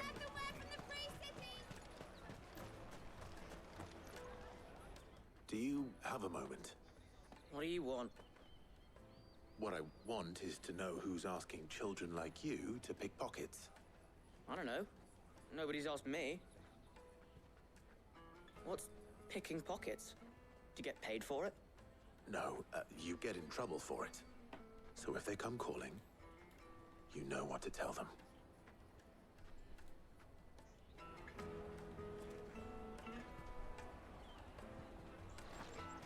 Caravan stops next.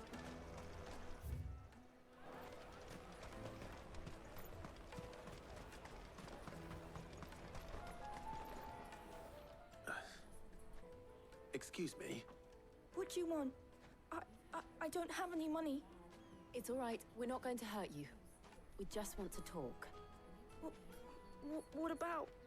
We've heard that some very bad people are making children like you steal from travelers. We need to know who's behind it so we can stop them. I don't know much about it, really. But my friend, Honza, he said he got a job. Doing something dangerous. Sounds promising. We need to find him and ask. Do you know where your friend might be? He's usually by the tents outside town. Thank you. You've been very helpful.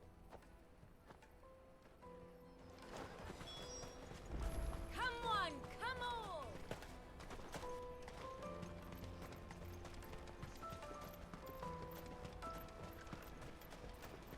Let me carry your goods. I'm cheap.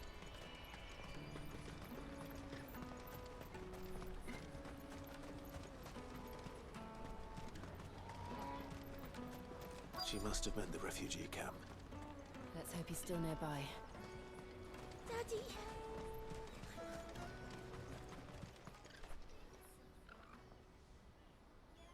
That big fat donkey was easy pickings. He wouldn't have noticed if we'd robbed his boots off him. Yeah. I wish we hadn't handed over the pass, though. Could use one of those things to get out of this dump. Chance would be a fine thing. The moment they found out, they'd string us up by our guts. Would they now? Perhaps you'd like to introduce us to these charming characters. Shit! We're in trouble now! What do we do? You two get caught if you want. I'm off. Hunter, where are you going? So that was Hunter, eh? Jill, you watch these two. I'm going after him. All right.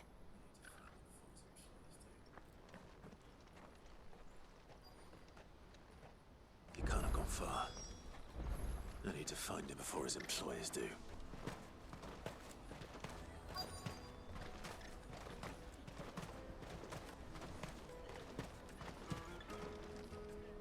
Did you see a boy run past? He stole something from a friend of mine. There was a boy ran back there towards the chocobo pen, but... Thank you.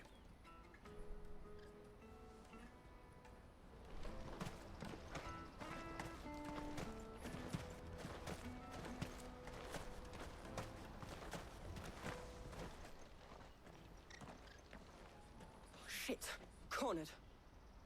It's all right, Hunter. I'm not going to hurt you. I just want to ask you some questions. Fine. Not like I've got a choice. I'm looking for the people who are making you steal for them. Who are they? Call themselves the Carstones. They said they'd give me good gill if I did what they told me. I knew they were bad, but bread doesn't come for free. Didn't come at all half the time, before I started buzzing for them. You know, if I didn't do it, they'd just pick on someone else. Someone they could push around easier. Hunter. You found him then? Jill. Where are the other two? Eloise is watching over them. She sent Goots and I to look for you. You're... him! I haven't got your pass anymore, if that's what you're after. I gave it to the Carstones. Whatever you do to me, I can't get it back. Not that I go against them anyway. If it weren't for their guild, me and my mates would have starved.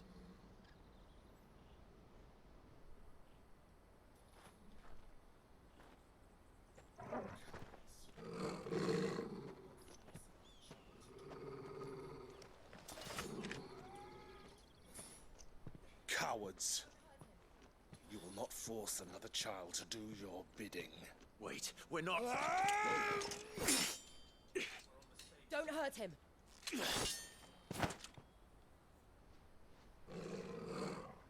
You're making a mistake. We're on the same side. Like hell we are. That brooch. Where did you get it? Master Theo? Goots. What are you doing with these people? Unless you're the ones my sister was talking about. Your sister?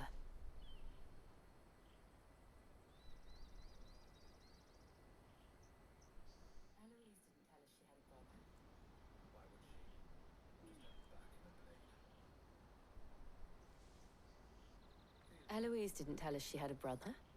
And why would she? I'm just a back and a blade. Theodore, at your service. Sorry about before. Theodore, what do you know of the cast stones? Vultures who have made Boklad their hunting ground. They prey on the desperate, stealing from those with gil and bullying those without it into joining their flock. I'd been looking into their activities in hope of sparing the refugees any further hardship. But it seems they've already stooped even lower than I'd feared. Hansa's a good lad. Don't blame him for what they've made him do. If he and his friends hadn't agreed to work for the stones, some other poor souls would have. On pain of death, most likely. Clive, was it? And my sisters asked you to help put an end to the pickpocketing. Then we all want the same thing. Meteor!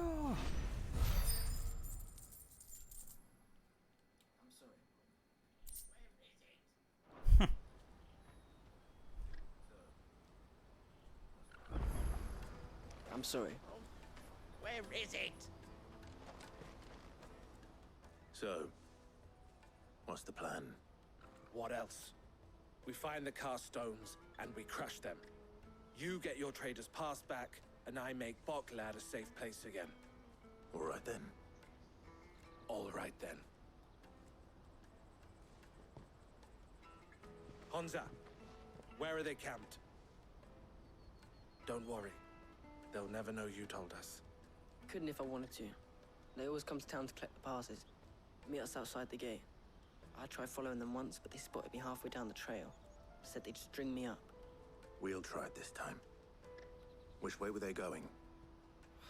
Back down the road towards Leighton's Cleft. To Leighton's Cleft, then.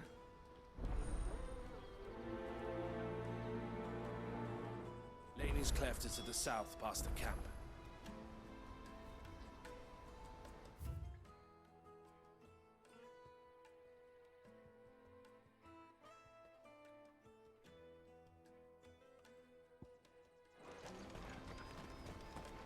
Party of 4, let's go.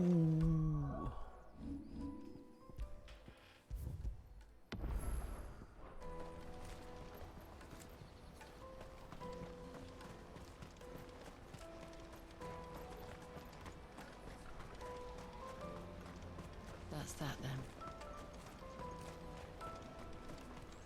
Daddy! There are no crystals here.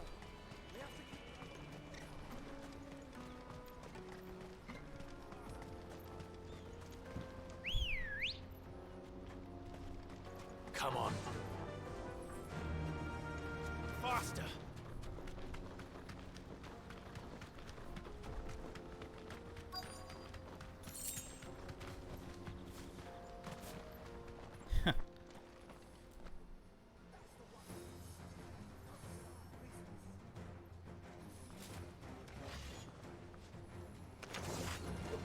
That's the one who's been sticking his nose in our business.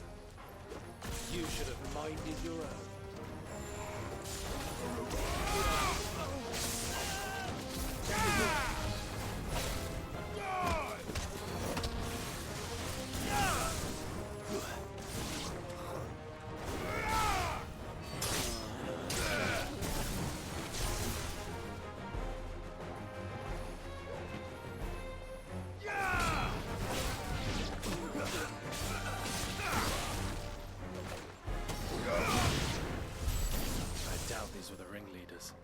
But at least we know we're on the right track.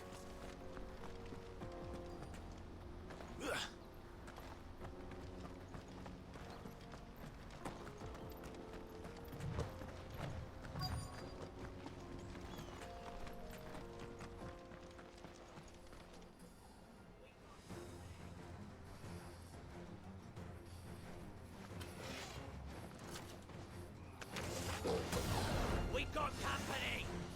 That's the lot of them.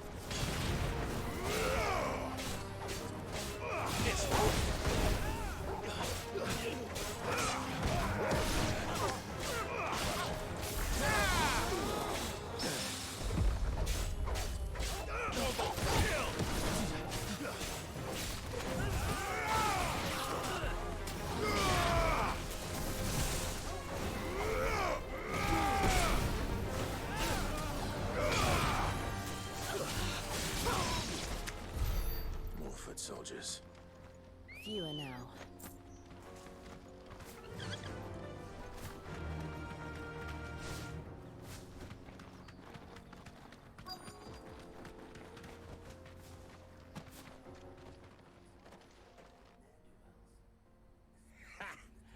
Not a bad haul today, eh?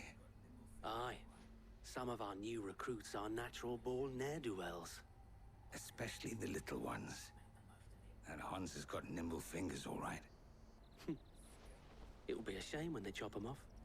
But till then, let's make the most of it. Scum. The leaders of the cast stones, I take it. They don't deserve any mercy, Clive. I wasn't planning on showing them any. We're ready when you are, Theodore. Oh, I'm ready.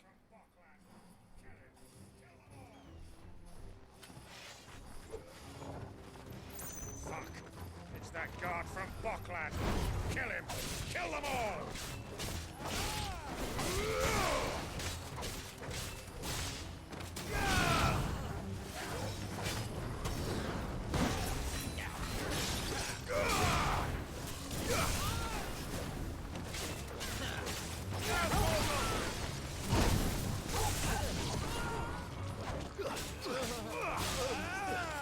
Stay down!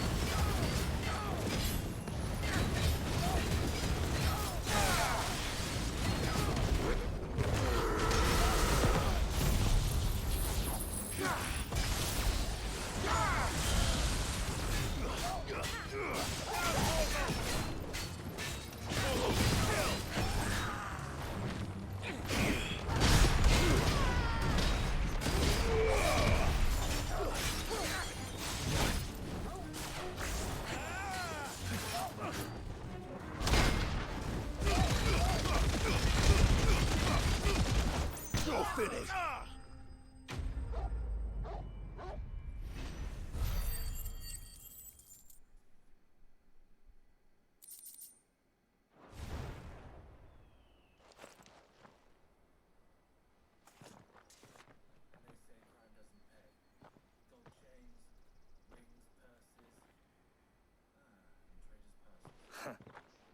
And they say crime doesn't pay. Gold chains, rings, purses. And traders' passes. Dozens of them. Have the names been changed? Not yet. I recognize some of them. No doubt Goots's is somewhere among them. Now I just need to sort through it all and return everything to the people it was taken from. We should go and give Eloise the good news. Can we leave things here in your hands, Theodore?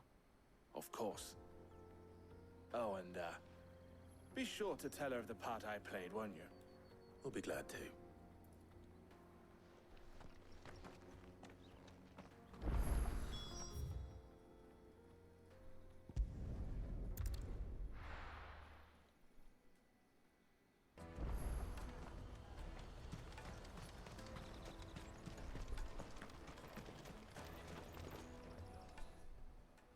Ah, Clive. How goes the hunt? My brother isn't getting in your way, I trust? Quite the opposite.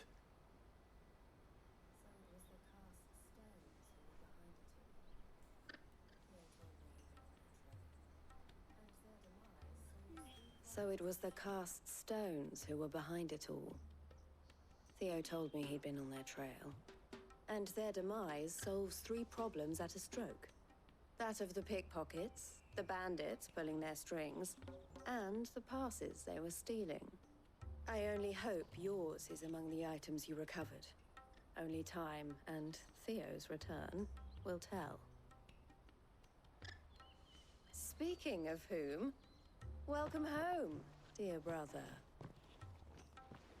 You are too kind, Eloise. Here, Clive. Goods' pass.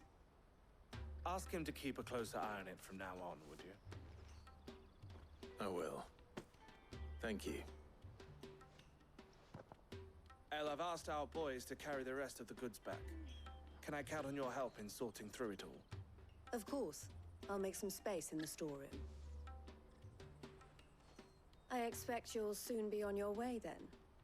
But it wouldn't do to leave without introducing yourself properly. Would it now? Sid. Don't look so shocked. We're on the same side. I don't understand. As you now know all too well, we at the Crimson Caravans are always happy to help those in need. For a small fee, we will move anything that needs moving. Be that goods to market, or bearers away from it. I was the first my sister helped escape. If it wasn't for her, I'd have been branded as a boy. I had no idea. It just so happens that we are seeking to expand our operation. And who better to join forces with than the leader in the field? Wouldn't you agree, Theo? I would. It seems our purpose is the same in more ways than one. So what would you say to working together again? It would be our pleasure. And our honor. The honor is ours. Crimson Compass? Here, Clive. This is for you.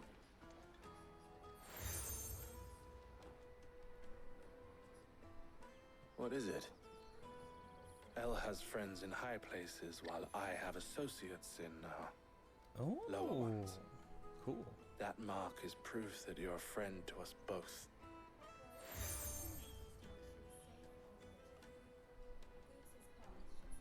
I shall bear it with pride. Well, all that remains is to wish you a safe onward journey. Goots' pass should secure you a place on the caravan, but if you encounter any difficulties, we would be delighted to provide you with a coach of our own. For a discounted price, of course. Say We broke. 9 million? We hella broke. Try the caravan. Trader's Pass, Thunderstorm, cooldown.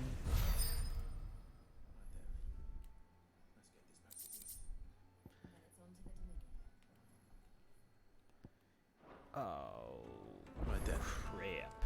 Let's get this back to Goots. And then it's on to the Dominion.